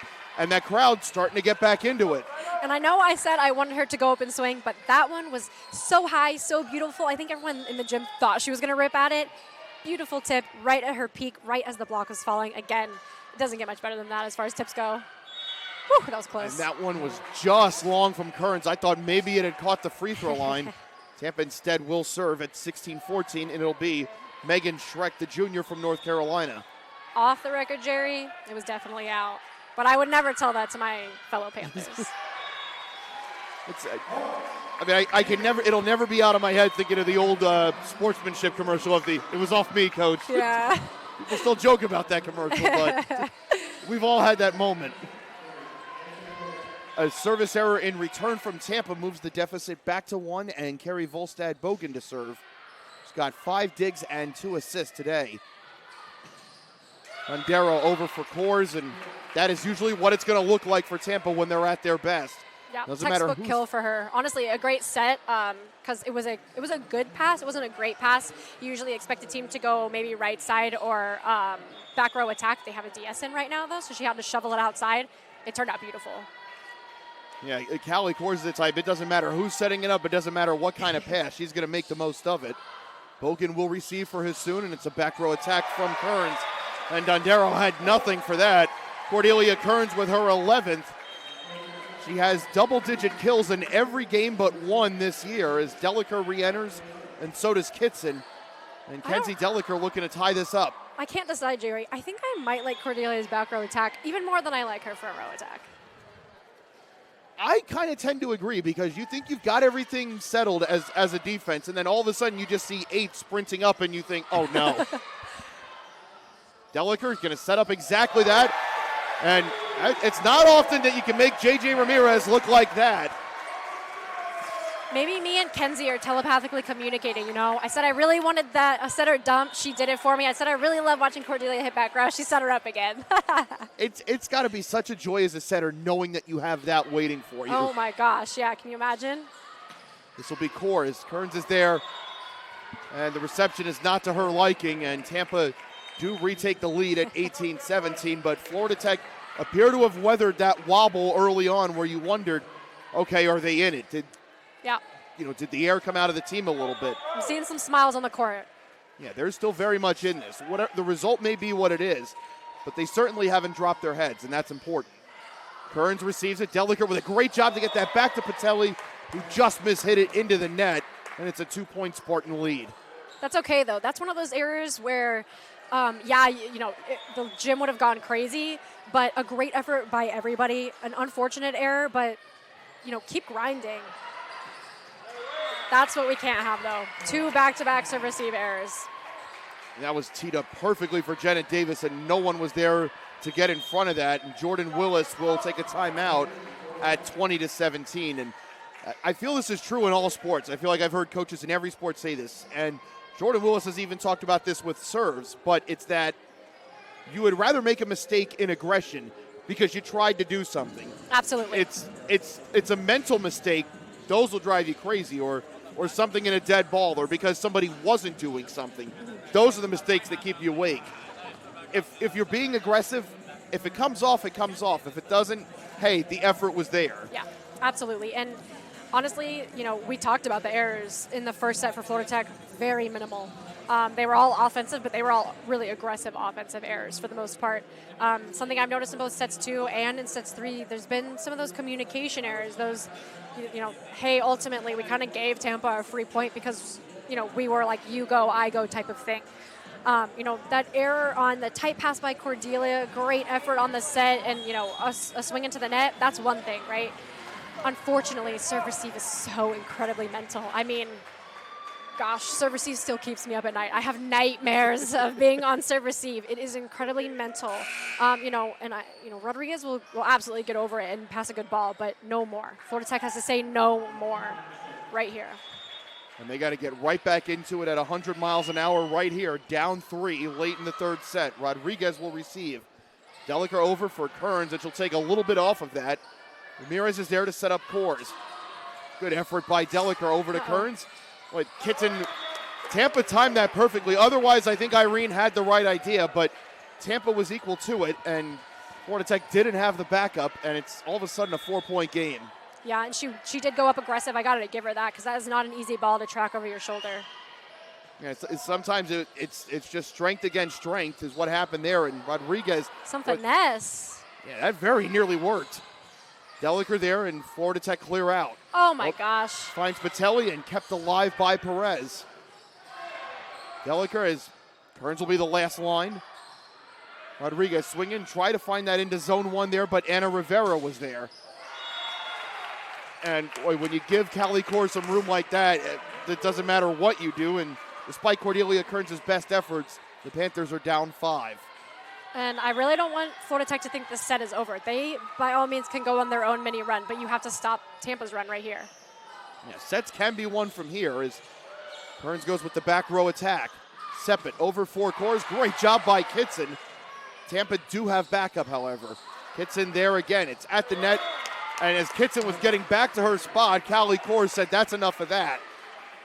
And she's got 15 now on the day, and it's 23-17.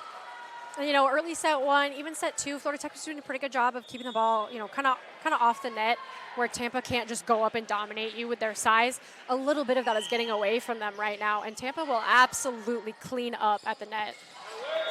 And almost identical to the last one, and it finds Kors once again.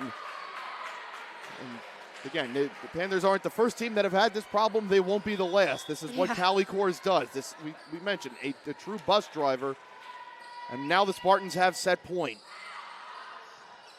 Kearns will get it back from Deliker, and that is beyond the reach of J.J. Ramirez, and the Panthers have a lifeline for the moment, 24-18.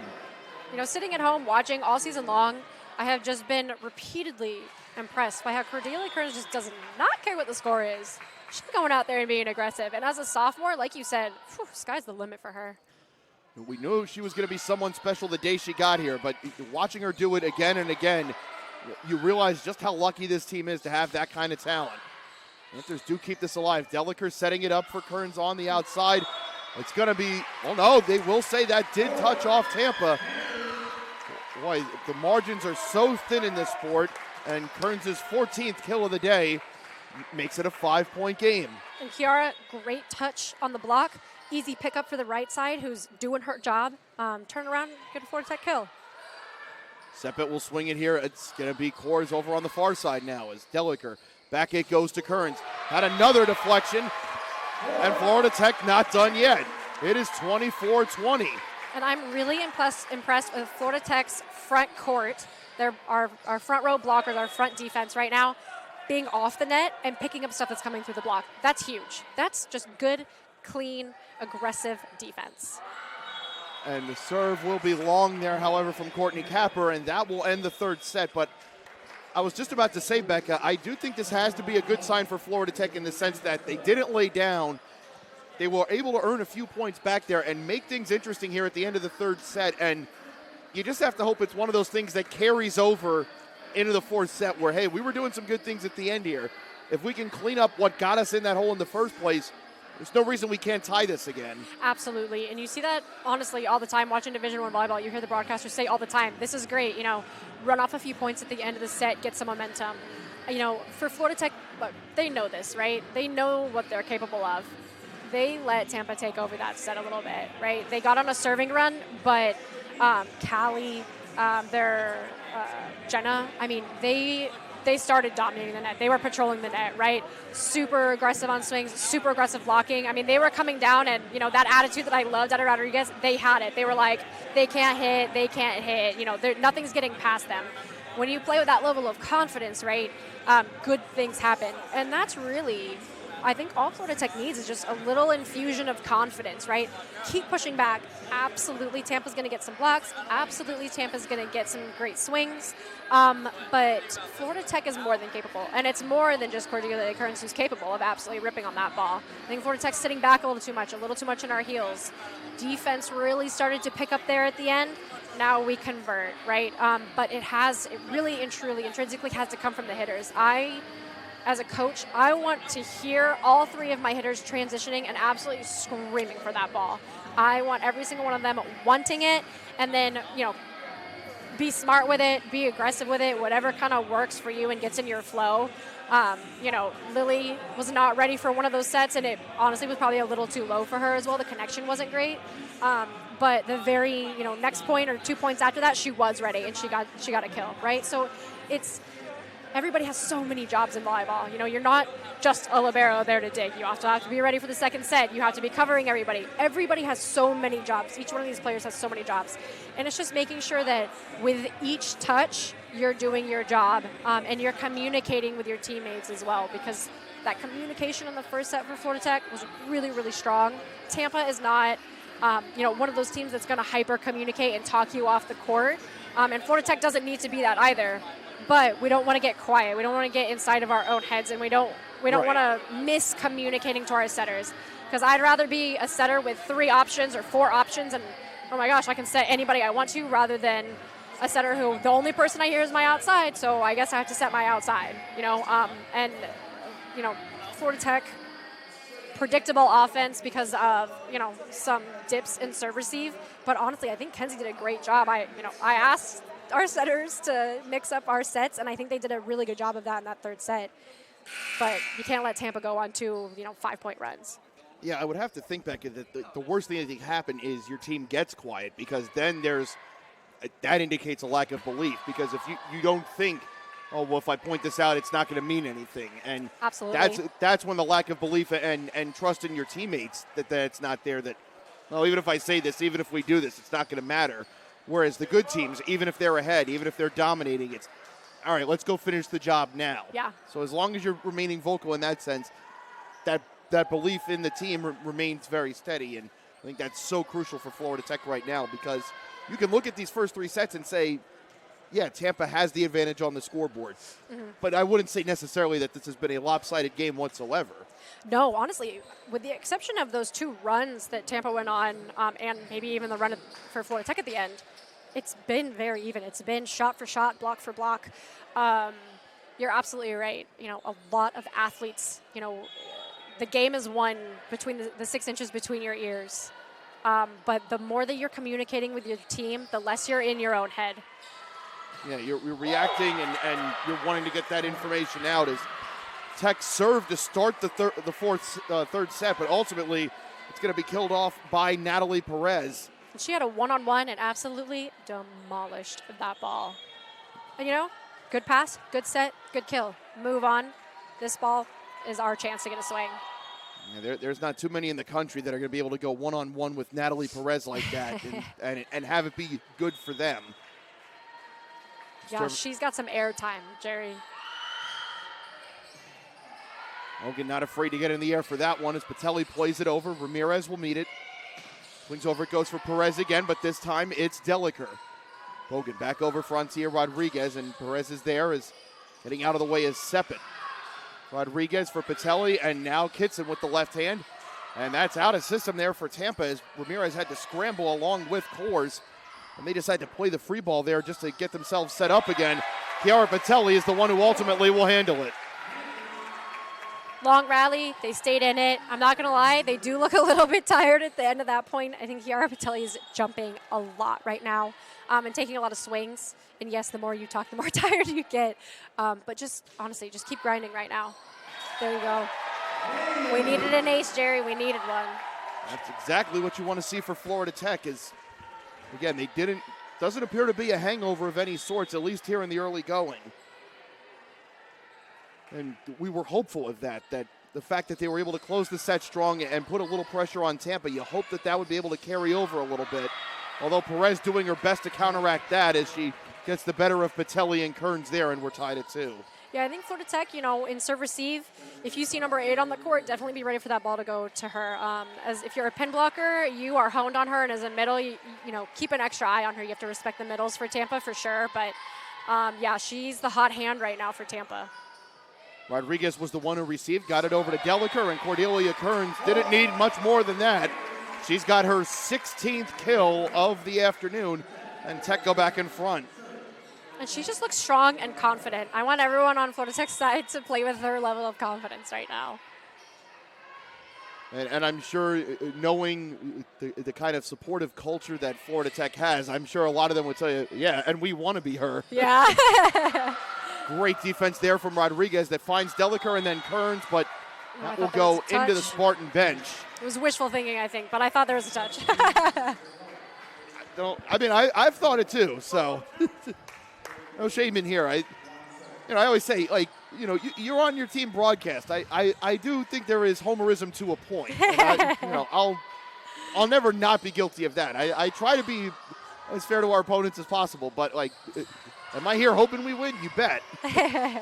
Deliker playing over for Kearns. There's that left-hand tip that we talk about, and boy, I hope that she sees the results that she's getting and she can play further along into the year going, no, I know I can always go to this if I've got it. Mm-hmm. Because I don't see a lot of teams having an answer for that.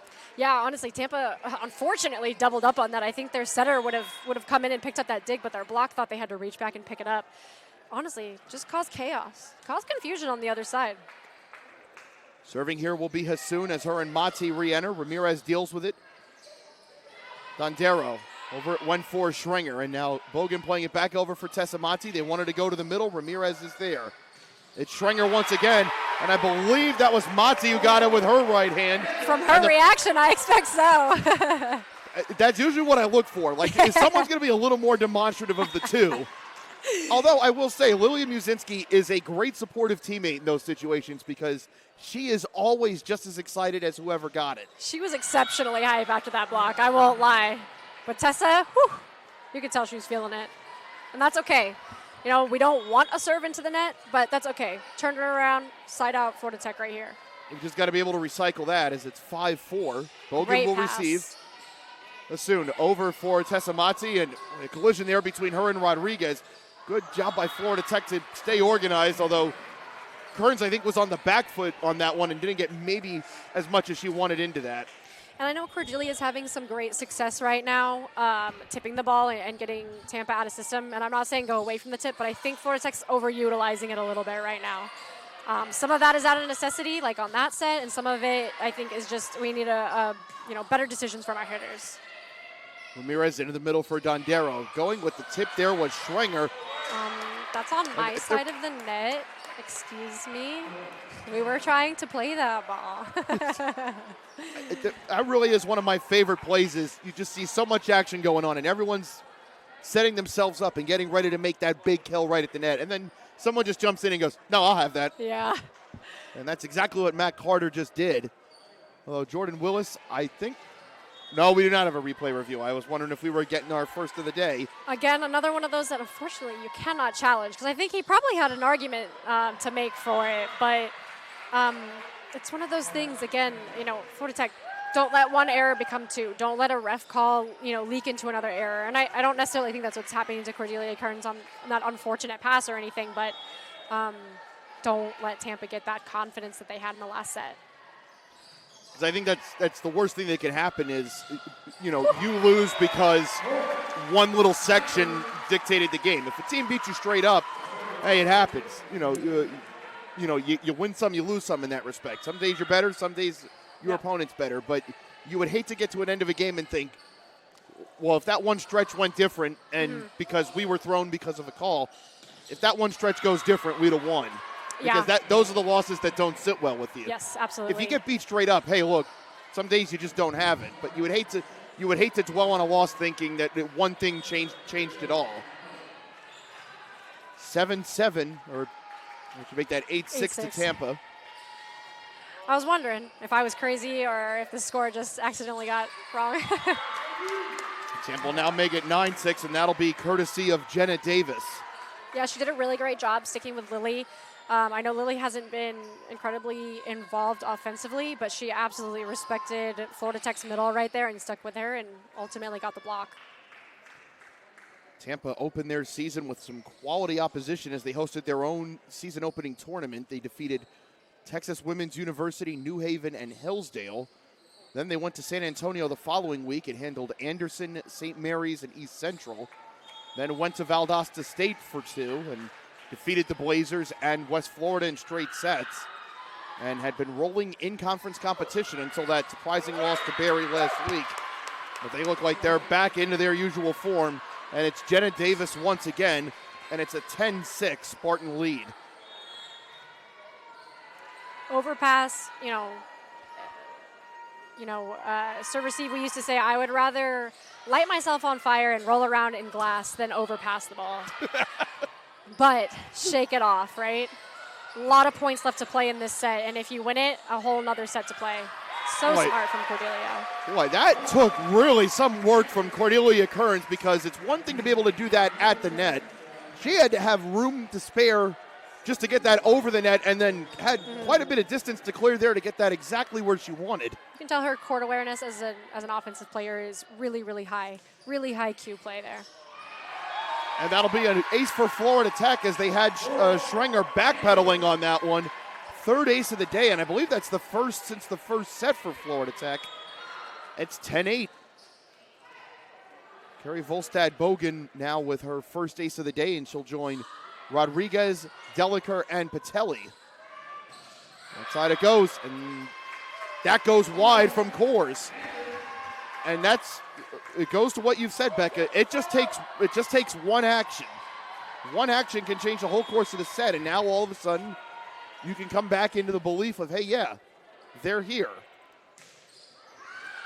Backing up quite a bit there was Schrenger. It ultimately finds Dondero, and it's Mati and Patelli who are able to go one-on-one against Coors, and Florida Tech have taken the lead. They got some swag out there right now, and honestly, it's coming from Carrie right now. She served a really deep ball, got an ace. She served a short ball, and then she served another deep ball. She is absolutely yo-yoing Tampa right now. She needs to keep that up. Well, she played it short here. Ramirez read it perfectly.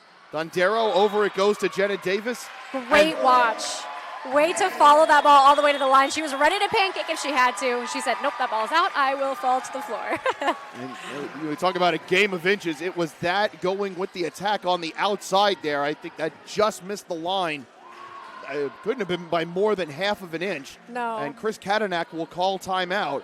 It's 11-10 here in the fourth set, but well, I'll tell you what, for Alumni Weekend, and I know we've seen a few in the building already this afternoon, I think every one of them can be proud of the effort that Florida Tech are putting on here this afternoon, because still plenty of volleyball left, Becca, but I think you can be very proud and very encouraged by what you're seeing here this afternoon. Clearly no quit in these Panthers. And, whenever I was a Florida Tech Panther out on the court, honestly, we had a lot of 5-set losses, and they were really tough, and they were always heartbreaking. But I don't think anyone could really look at us as a team and say, wow, they weren't really giving their all, right? And I think that's something that, Florida Tech, we may not have the best reputation in terms of record in the SSC, but I think everybody does know that we are not going to just roll over for them. And I think that's been true for many, many years. We may be outmatched height-wise, we may be outplayed in a certain match, but we are certainly not going to roll over and give it to you. And hopefully this group is going to be the one that can change the perception of, well, yeah, this might, you're going to have to earn those wins, but also you can't just assume, oh, well, it's Florida Tech. It's little old Florida Tech. What could happen? I think that idea is starting to change, regardless of the effort. I know they've changed my mind, Jerry. And it's now 12-10. And Florida Tech have worked their way back into the game with 6 straight, and that's all been with Carrie Volstad-Bogan leading the way from the serve. Had Schrenger backing up again. It ultimately finds Coors across the way for Dillon. Great defense by Hassoun. And Becca, you can speak to this because you've had to deal with those lights so many times. what is the most important thing when having to play a ball like that? Because not all balls are the same. That one was pretty quick. Some of them are slow. Some of them take the bounces. But what's the most important thing? Honestly, it's a lot of geometry and a lot of keeping your feet moving. Honestly, you just can't get flat-footed, right? You got to be ready to dive at any point. I think that one was unfortunately so tight to the net that not a lot of Panthers were around it. Yeah, that's where the geometry comes into play, although I think Hassoun had the right idea. It just didn't catch her the right way, and we are tied at 12. Yeah, so what I love to see right now is Hassoun, who's playing right back defense, and Cordelia Kearns talking about that. She's saying, hey, I reached up, for that high, deep tip, and Cordelia says, no, I got you. I'll pick that up for you. So I love to see a hit to zone one, but I also love to see defenders communicating after a point like that. They're not going to let that ball drop again. And that goes back to what we were talking about at the start of the set. It's that communication is still there and everyone's still reading the game. That's a sign that everyone's headspace is where it needs to be, that, hey, yeah, there's no reason to think that we're not here, that let's keep making those adjustments. If we can do that, we're here. Yep. Ramirez receives it, plays over for Perez, and I do not believe that touched a Panther hand, and it did not. Good awareness at the net by Florida Tech to pull back, and it's a 2-point lead for Florida Tech. Yeah, she was high over that block. Unfortunately, she hit it a little bit deep, but I don't think Florida Tech could have touched that if they wanted to. Going to be received by Ramirez. Seppin going to play Coors, and the Panthers just haven't had much of an answer for Callie Coors today. Not that many teams do, but that'll be her 19th of the day. It'll bring Tampa within one, and she'll be serving, where she's recorded one of the 5 Spartan aces on the day. And now that she's in back row, expect them to go to Natalie on the right side. Expect them to use Jenna. Of course, they're still going to use their outside as well, and Tess Stringer. But now that she's in back row, this is when you really want to capitalize, because you don't have Callie just absolutely demolishing balls. Yeah, and any movement that she's going to make towards the net, she's going to have to expend that energy just to get there. Whereas if she's just not waiting. Here's Schrenger. Kept in play by Deliker. Capper getting there in retreat. Kearns. That's smart. That could have been a problem. It's ultimately killed off by Jenna Davis. And the Spartans are back within one as they'll make their substitutions. Jenna Davis turned around. She said to her right side, she said, thank you for picking up that ball. Matt Carter will replace her for the moment. And it'll be Ramirez to serve. Ramirez on the day with 24 assists and 12 digs. And then you can see why she's an All-American caliber player as Irene Kitson picks up the Panthers with her 5th to restore the lead to 2. And I love a lefty swing right front to zone 1. Doesn't get much better than that because, quite frankly, 90% of these players aren't left-handed. So she's one of few. Anytime you see her sky with that left hand, you just picture the other side going, no, wait, we didn't agree to this. What's this? 16-15 now as Tampa get one right back. They're being led today by Coors with 19 and Perez with 12. Schrenger, Dillon, and Carter all with 5. Florida Tech have 19 from Kearns, 7 from Patelli, and 5 each from Kitson and Mati. And this is where in the last couple sets we've seen Tampa make a really, really big push, serve super aggressively. So I really want to see Florida Tech try and side out as quickly as possible. Capper received the serve from Dondero. It goes over to Kearns. And it's Coors with the back row defense. Over it goes for Schrenger. Went with the tip. Great effort by Deliker. Oh, no. And oh boy. It was there. And that's just a bad break for Florida Tech. I think Muzinski thought she was doing the right thing. Carrie Bogan was doing the right thing. They just were both there at the same time. Yeah. That's a goldfish moment. That didn't happen. I've erased it from my memory already. Kitson going with the tip. Coors is there to meet it. Dondero going to play over for Dillon. And it's Cordelia Kearns who gets Florida Tech right back into the lead at 17-16. Count on Cordelia Kearns to change the tide. I don't want to have to count on just her, but I am willing to count on her if I have to, because that is not misplaced faith. Well, we said it early on. In these kind of games, this is where your superstars have to carry you. This is where it's, okay, you're the ones that carry us the rest of the time. We need you here. Yep. Hassoun serve going to be received by Coors. Goes across the way to Schrenger. Had way too much on that one. And it's an 18-16 game here in the 4th. and I can't help but make that out call as the ball is still in the air. I love that. But I will say she was a little off-footed. The ball was going over her head. Unfortunately, she just did not have the ball in front of her, and that's when it gets caught behind you. That's whenever you swing a little deep. Bogan into the middle, picked that up. Over to Hassoun, and now Kearns, and saw that Kors was not going to be able to get to that one. And it's the 20th kill of the afternoon for Cordelia Kearns. I believe the 4th time this year she's into the 20 mark. And Carrie Bogan absolutely doing her job right there, but good, telepathic almost communication. Cordelia Kearns pulled off. She was ready to pick up that tip, but Carrie said, nope, I'm here for you. And that should be an ace for Hassoun, and it is. For Florida Tech, they've now got 5 on the day, and for Jane Hassoun, that's her first.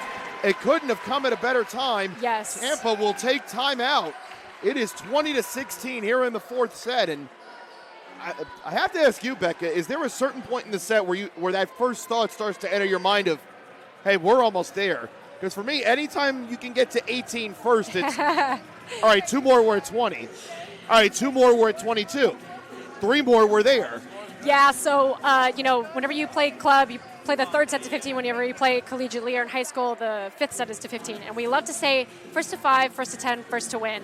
I love to apply that to even a 25-set point match, right? I will say, however, I don't know what's so magical about 18. It does feel really good to hit 18 before the other team.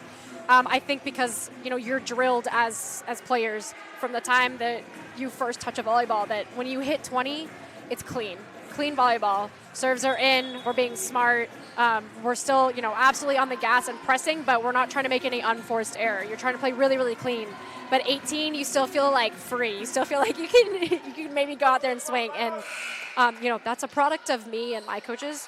I would not be surprised if Coach Willis said, after 20, I don't care if you make an error as long as you are absolutely ripping on the ball. Which, as a libero, that's what I told my hitters. I said, rip on the ball. If you get blocked, that's my fault. I will cover you. Against Tampa, I think Florida Tech needs that. Well, Schrenger went with the off speed, and that was just to the left of the line. It did not miss by much, but they don't ask how. They ask, did you? And the Panther lead is now 5, and we might be going 5. Jane Hassoun has some you-know-what, because I cannot believe she just so calmly let that ball fade out. She didn't even have a second thought where she was like, I'm not going for that. But you do see Tampa make a sub on the outside.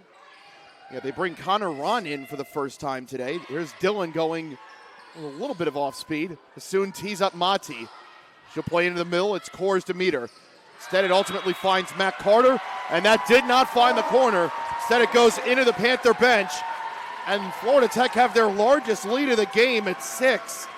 So as a libero on the court right now, I'm thinking, okay, I'm ready for a set or dump, for a changeup. I'm ready for them to go to number 12 on the outside, who they just put over there, and I'm definitely ready for Callie out of the back row. It'll be received by Ramirez. Dondero get a play for Dylan. Hassoun got to the right spot in defense. Bogan over for Kearns. Kors is there. They're going to try it again. Dondero over to Dylan. Hassoun, and now Bogan back to Cordelia. Nice smart swing, controlled. Swing over here, and that's going to be Connor Ron. Oh boy, he had started to put the arm up toward Florida Tech and then changed his mind at the last sec. It did look like the line official on Tampa's side did call for a touch. Coach Willis is double-checking with his players, and they said, yeah, Coach, we touched that one. Well, yeah, and I think even the scoreboard operator was fooled initially because that got put up as .23. And, bit of good fortune for Florida Tech. Ball don't lie. The serve from Ron goes wide, and now it's another one of those magical numbers. It's 23. The Panthers need just 2 more points to go to a tie-breaking 5th. Ron will make way for Anna Rivera. And you see who's front row for Tampa, Jerry. Where do you think they're sending this next ball? Well, they've got Dondero in the middle, and Dylan's lined up with her, and so is Carter, so you're probably playing into the middle. I think Callie Kors is getting this ball. And sure enough, over on the far side, and it's out wide. Boy, not the easiest one. She was almost horizontal there, and it's set point for Florida Tech. looking to go to a fifth set with Tampa for just the third time ever. They've got it right in their hands. Received by Ramirez. Dondero, fake to Carter. It goes to Dillon. Nice dig. Kearns to Hassoun at the net for Muzinski. And we will go to a fifth here at the Clemente Center. What a game we have tonight here in Melbourne.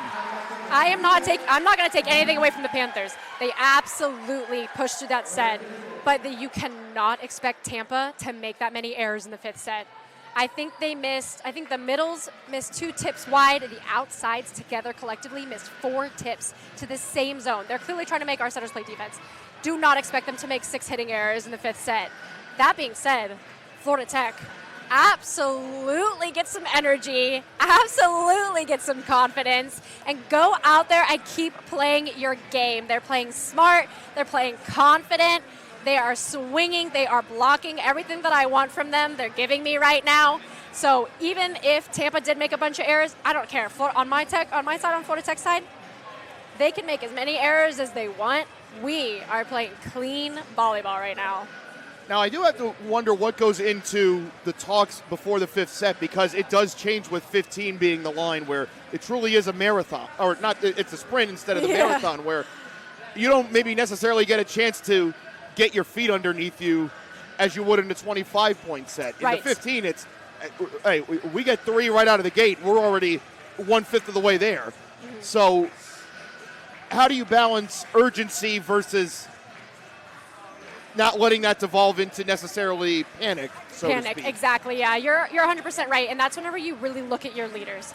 So the likes of Chiara Patelli, where she is seasoned and she is clearly a leader for this team, both emotionally and stoically on the court. So you look to your leaders to keep you level-headed. You look to players like Rodriguez to give you that energy that whenever you need it. But Florida Tech is really well balanced on the court, energy-wise.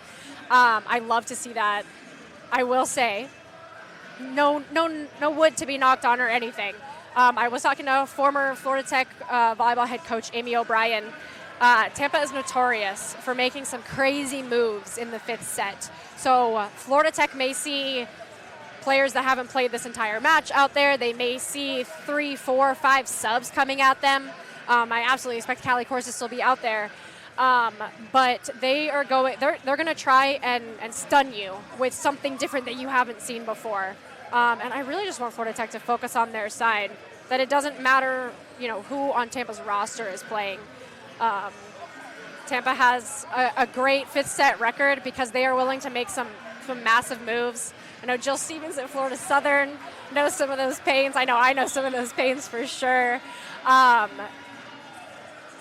I don't want Florida Tech to get too much into the gamesmanship of it, though. I say the game is won, in the 6 inches between your ears.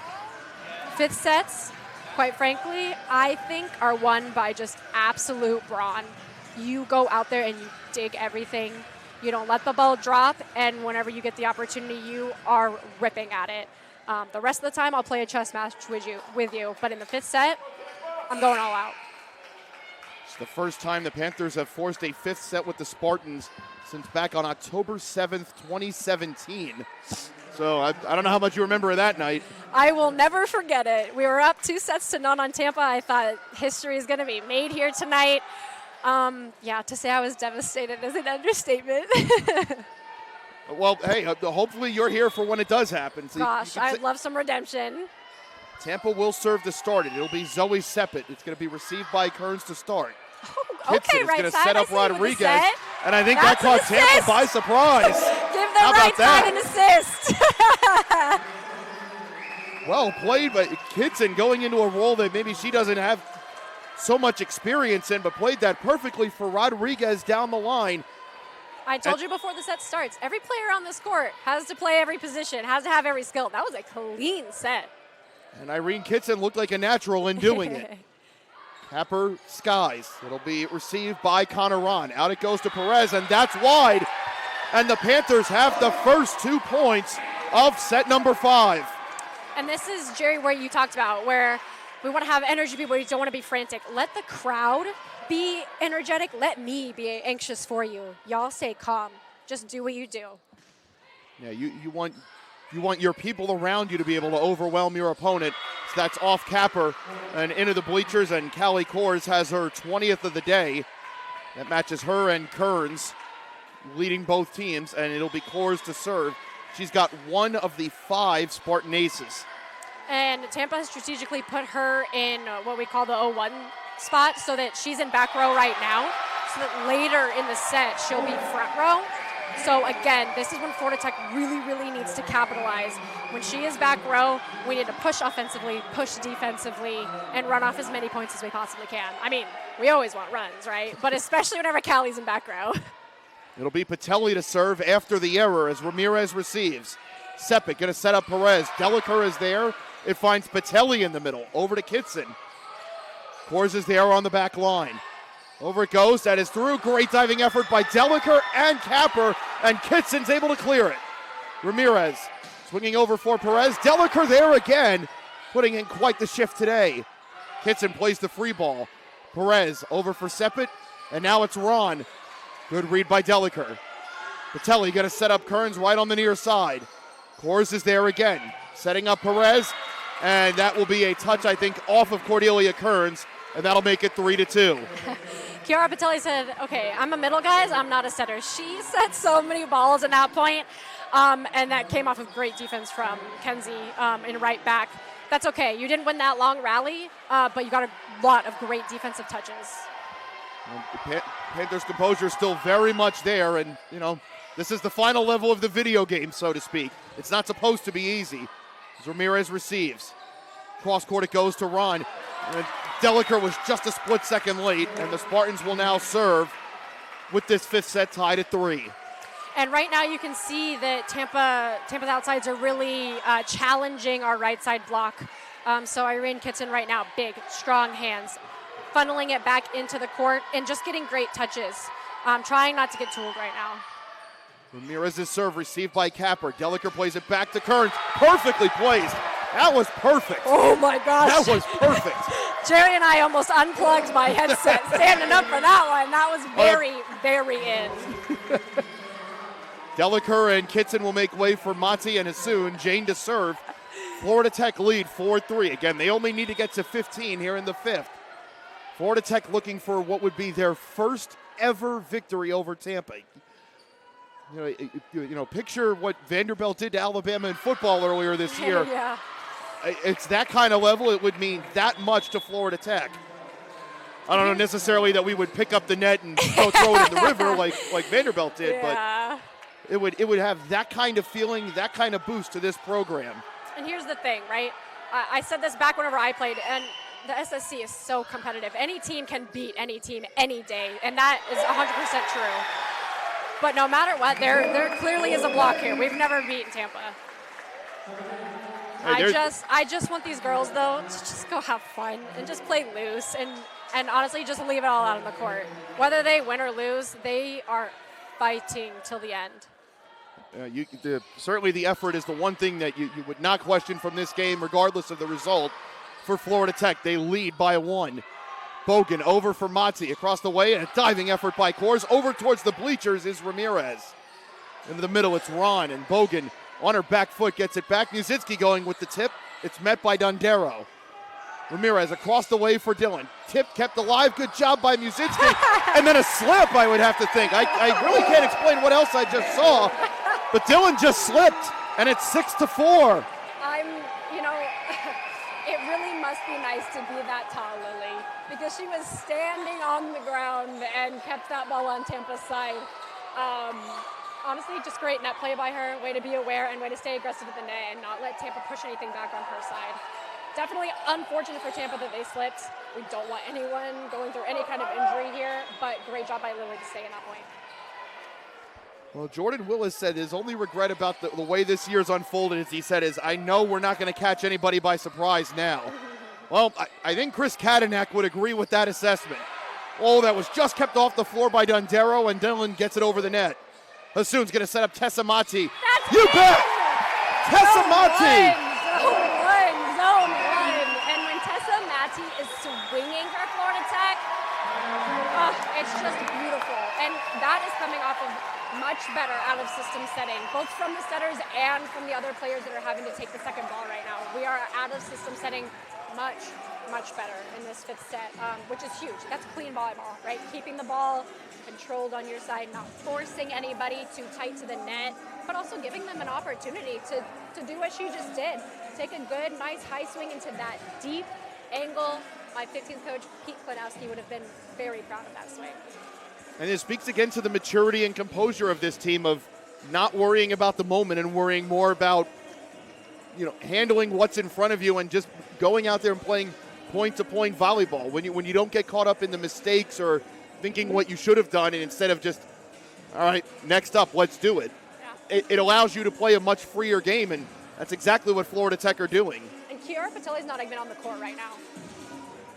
But if you ask me, I would say, oh yeah, we've got at least 5 seniors out there with how composed they're playing right now.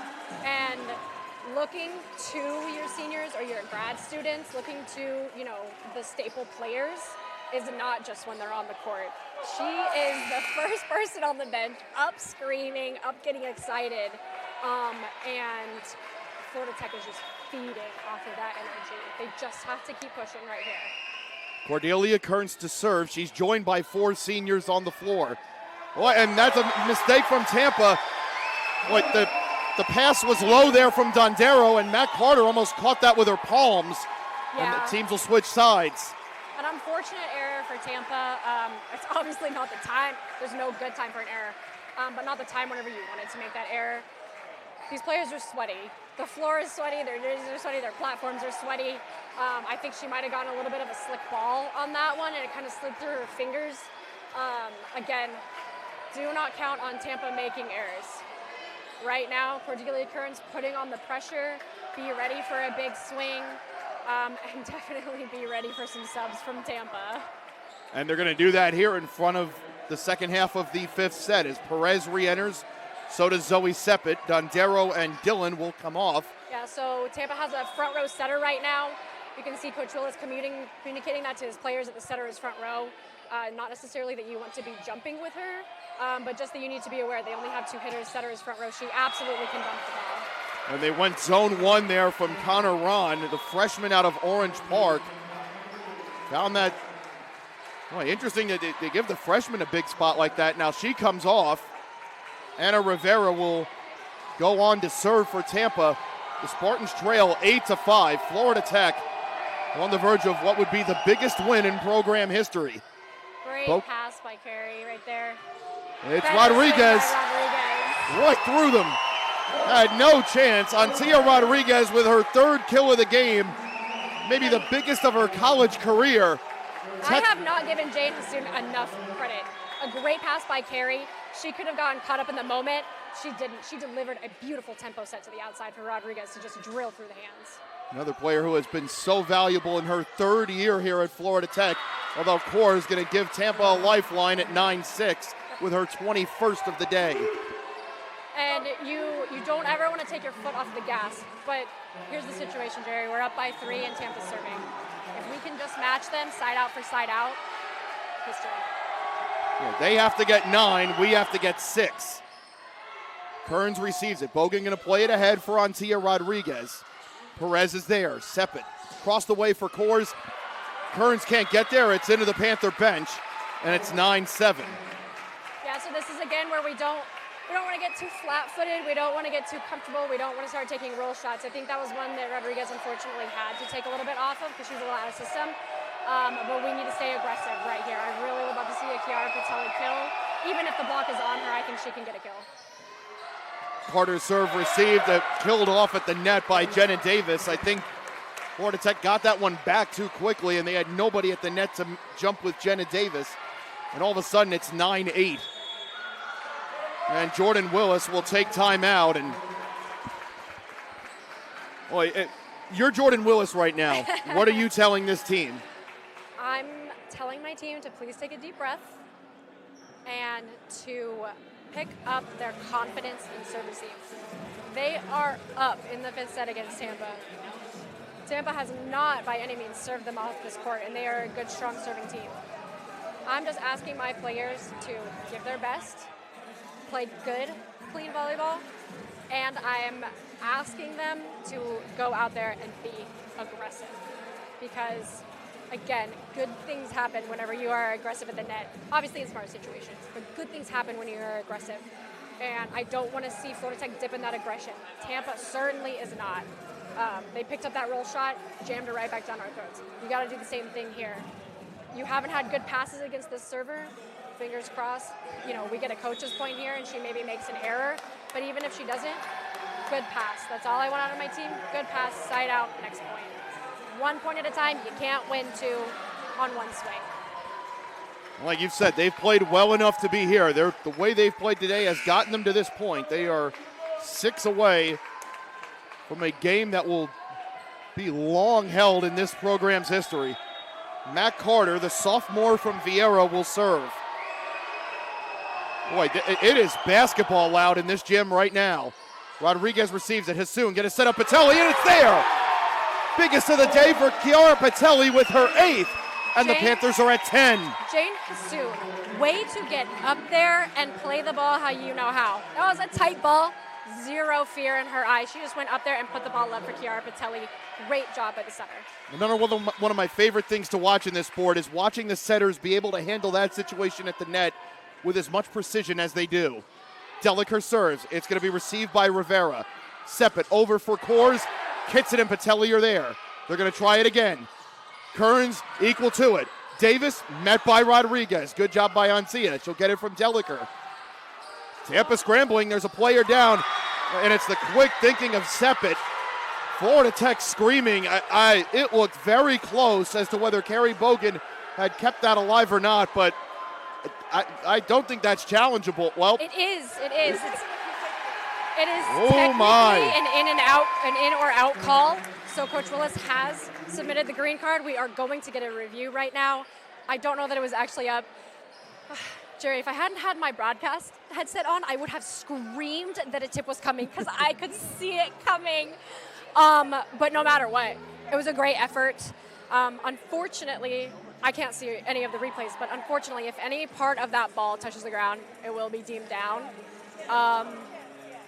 But Coach Willis challenging, I absolutely love. I love that he's challenging this point because he absolutely should. And if for no other reason than just, hey, let's slow the game down a little bit. It's a replay!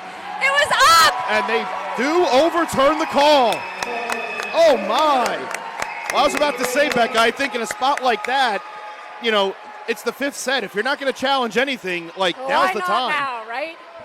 But Carrie was confident that she got that ball up, and I will stick with a libero every time. 10 out of 10 times. If they tell me they got the ball up, they got the ball up. Up it goes. Seppet over 4 cores. That's through. Kept in play by Bogan somehow. Kearns is there as well, and Ancia will just play it over, and Florida Tech will reset. Oh, and quick thinking from Zoe Seppet. It was the same sequence as the last one. They tried the same thing. People like to think that setters, because maybe they're undersized if they're playing a 6'2", aren't going to be super aggressive at the net. They have some of the strongest wrists and hands on the planet. They win jousts more often than they don't. Kearns receives it from Seppet, gets it back from Deliker. Over it goes for Kors, and that's wide. Good job by Kitson and Patelli pulling it back. And Florida Tech are 4 points away from an all-time win. Ancia will make way for Courtney Capper. It's her turn to serve. And if I'm Florida Tech, obviously I have my eyes on number 8, but anytime that Kelly Kors back there, I have to have my eyes on her.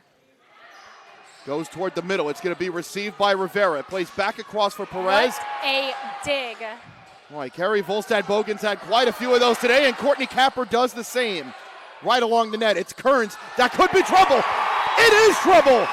Great job by Cordelia Kearns, getting a 12th for Florida Tech. That's her 23rd of the day. And Chris Kadenak calls timeout. I think that was Courtney Capper with the pickup on Cordelia Kearns. Oh my gosh. So beautiful dig by Carrie. Beautiful coverage by Courtney. That gives your hitters the confidence to keep going and swinging. Not that Cordelia needs the confidence to swing, but it gives them that reassurance that you have their back. And, again, I've said this before, no matter what happens, these girls have fought for it. But I can tell you right now, this is not a coach-led timeout. Honestly, Coach Willis can't even get a word in. These players are owning this court right now. They are not letting the ball touch the ground. And that is pure grit right there. And I love to see it coming out defensively for them. That feels like a sequence, Becca, that if Florida Tech do get these last 3 points, you're going to look back at that and go, that's what that game was about. Absolutely. Everybody was willing to give everything they had to make that happen by however it was going to come. Getting on the floor, getting in front of one, taking a little bit off the ball. In the end, they get the 12th point of this fifth set. They need 3. Patelli, Kearns, Kitson, Deliker, and Bogan all on the floor, joining Courtney Capper, who will serve for Florida Tech. And you'll see they switched their serve receive. They're in a stack right now. Callie Kors is probably going to be on the outside swinging. They might run Jenna on a slide, but I would expect the ball to go to their go-to player. Well, it had Rivera backing up there for a moment as Seppet tees up Kors, and that gets in between Capper and Bogan. Very textbook kill for Callie Kors. Very well executed. She reaches so high. She snaps so high on the ball. It was a good swing. Connor Ron will replace Anna Rivera. Callie Kors will be the one to serve. And like we said, if you're going to do something you've never done before, it's not supposed to be easy. And even winning a fifth set tiebreak, not supposed to be easy. Great pass. Capper receives it. Deliker for Kitson. It's met by Seppet.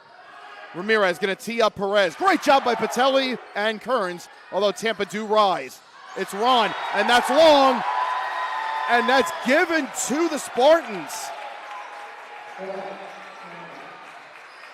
Oh my, I thought that had gone long, Yeah. And it's a 1 point game. No argument from Florida Tech, so probably a touch on that one. Yeah, no one on the court turned around. Here's Kors' serve. Received by Bogan. Over to Deliker, going to tee up Patelli. It takes a deflection, just kept alive by Kors. Perez again. Great effort by Deliker as Bogan plays it over for Kitson. It's through the first 2. Seppet will be there for backup. Connor Ron has it. Great effort by Deliker. Bogan over for Kearns right along the line. Seppet plays it to Ramirez. It's going to be Ron. Kenzie playing over to Carey and now back for Kitson. And that should be a point to Florida Tech. We wait for the call, and there it is. The Panthers are 2 points away as that ball died on the top of the net. And this is where you got to let that calm, cool, relaxed, experienced volleyball player settle in. And wouldn't you know it, it's Chiara Patelli to serve, exactly who you would want for this situation. Over it goes to Ron, met by Capper. Right at the net is Deliker, going to set up Irene Kitson. It's two-handed by Seppet. Ramirez across the way for Perez. Courtney's there. Deliker. Over it goes to Kearns. They're dealt with again by the Spartans. Cordelia's going to play it to Deliker. Panthers will reset. Seppet over for Ron. And that just did stay in. Not by a whole lot, but it's 13-12. Yeah, smart swing again. Florida Tech's middle and back row. So a smart swing to go into that angle shot. I did love Lily covering Cordelia right there. Everyone on this team is giving her the grace to keep going up and swinging. J.J. Ramirez will serve in a 1 point game. She skies and it hits the net! And it's match point for Florida Tech in the fifth. And it's Jane Hassoun to enter for Kenzie Deliker, and Tessa Mazzi will replace Irene Kitson. And Jerry, what I really want them to do is not feel like this point is the end of the world, right? Good clean volleyball, serve it over and in, play Florida Tech volleyball. You've got another opportunity if you don't win this one. That being said, take it to them. Hassoun serves. It's received by Ramirez. Seppet going to set up Connor Ron, and that will just get in front of Carrie Bogan. Panthers still have match point, but the Spartans will serve now at 14-13. Tampa with a one-on-one opportunity on the outside. The hitter should win that more often than not, and she buried that one. Natalie Perez will serve. She's got 14 kills on the day. She'll serve. Oh, they've done it! They've done it! The service error! Florida Tech have defeated Tampa for the first time in program history. 15-13. It has finally happened for the first time in 94 tries. Florida Tech have defeated Tampa. And I'm so sorry to anyone who's watching. I am in tears right now. I am so proud of them. There is no reason to be ashamed of that at all, Becca. I'm almost beside myself too. I am so thrilled that I was here for this moment. Holy crap. It is just the reward that this team deserves. Absolutely. Staying undefeated at home and beating Tampa for the first time. For all the work that this team put in over the spring, over the summer, this is what it earns, is a chance to do something this special. Because from now on, everyone's going to ask, where were you on October 25th, 2024, when they put that demon to bed? They have beaten Tampa for the first time in program history, and they did it the hard way. They earned it right to the end. And there was a really nice moment at the net with Coach Willis and Coach Chris Kadanak. Yeah, he's seen most, if not close to all, of the losses Florida Tech has taken to Tampa. And so a really nice moment for him to give Coach Willis his flowers. And I think he coached a great game. I think Kua coached a great game, but the girls in the court, so proud of them. Amy O'Brien's up here just hugging Becca Bauer-Willis, and I don't blame her one bit. This is a day that if you are involved with Florida Tech athletics, you should be over the moon. You should be thrilled for this coaching staff, for these players, for everyone that made it possible. It has happened. And Becca, you can go ahead and celebrate. I'll give you a few minutes because I'll read off. Thanks for letting me be up here, Jerry. Hey, we'll do it again tomorrow, right? Sounds good. We'll have Becca back tomorrow, part of Alumni Day. And, we had been trying to get Becca on for the past couple of years here onto the broadcast. What a perfect time for game number 1 to happen. So here's the final stats in this one. The Tampa Spartans had 66 kills, 34 attack errors on 196 attempts. That's a 163 hit percentage. They had 59 assists and 5 service aces, 86 digs and 9 blocks, and 1 block error as a team. We'll tell you the final line stats for the Tampa Spartans. They were led by Callie Kors, who had 23 kills, 14 digs, 2 assists, and 1 ace, along with 4 block assists. Natalie Perez, the fellow All-American, 14 kills, 4 digs, 3 block assists on the day for a hit percentage of .318. Connor Ron played the last 2 sets. She had 6 kills. Tess Schrenger, 6 kills, 3 aces, along with 9 digs and 1 block solo. Haley Dillon had 5 kills in this one. Matt Carter, 5 kills, along with 3 digs and 3 block assists. Jenna Davis with 4 kills, had 5 digs as well, 1 block solo and 4 block assists. Megan Schreck had 1 kill along with 2 digs. Zoe Seppet had a kill along with 35 assists, 15 digs, and a service ace.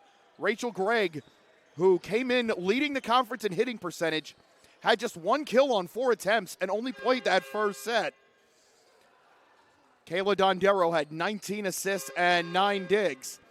JJ Ramirez, 18 digs along with 3 assists, and that was her total for the day. And Jenna Vasky also played in that first set as well. For your Florida Tech Panthers, we'll tell you on the day as we get everything settled as the team taking the picture at midcourt, and they should absolutely celebrate this one. One of the great days in the history of this program. They had 49 kills and 21 errors on 167 attempts.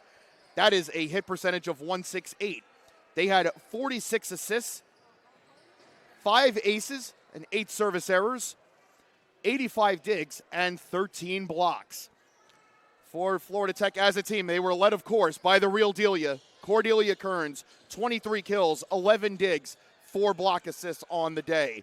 Kiara Patelli, again, who has been phenomenal in her time here at Florida Tech, 8 kills, 5 digs, 5 block assists, and a service ace today for the Panthers.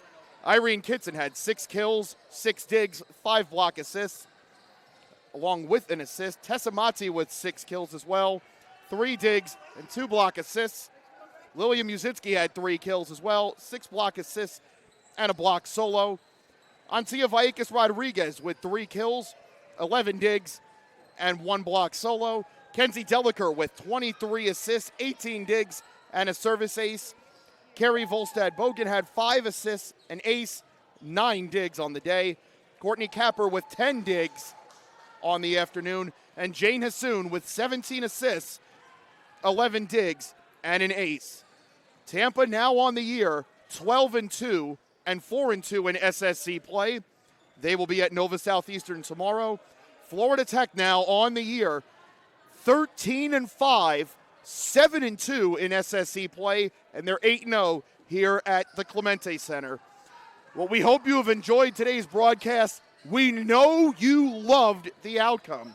We'll be right back here tomorrow at 4 p.m. We'll have the Senior Day festivities prior to that, and we'll be honoring what this senior class has done in helping turn this program around. And then the Panthers will take on Florida Southern. Becca Bauer-Willis will be back here with me for that one. We can't wait to bring it to you. For Irene and Liam, who helped put this one and bring it together for you, and for my broadcast partner, Becca Bauer-Willis, I'm Jerry Durney, signing off from the Clemente Center on the campus of Florida Tech in Melbourne, where once again your final score for the first time, Florida Tech 3, Tampa 2, 25-20, 23-25, 20-25, 25-17, 15-13.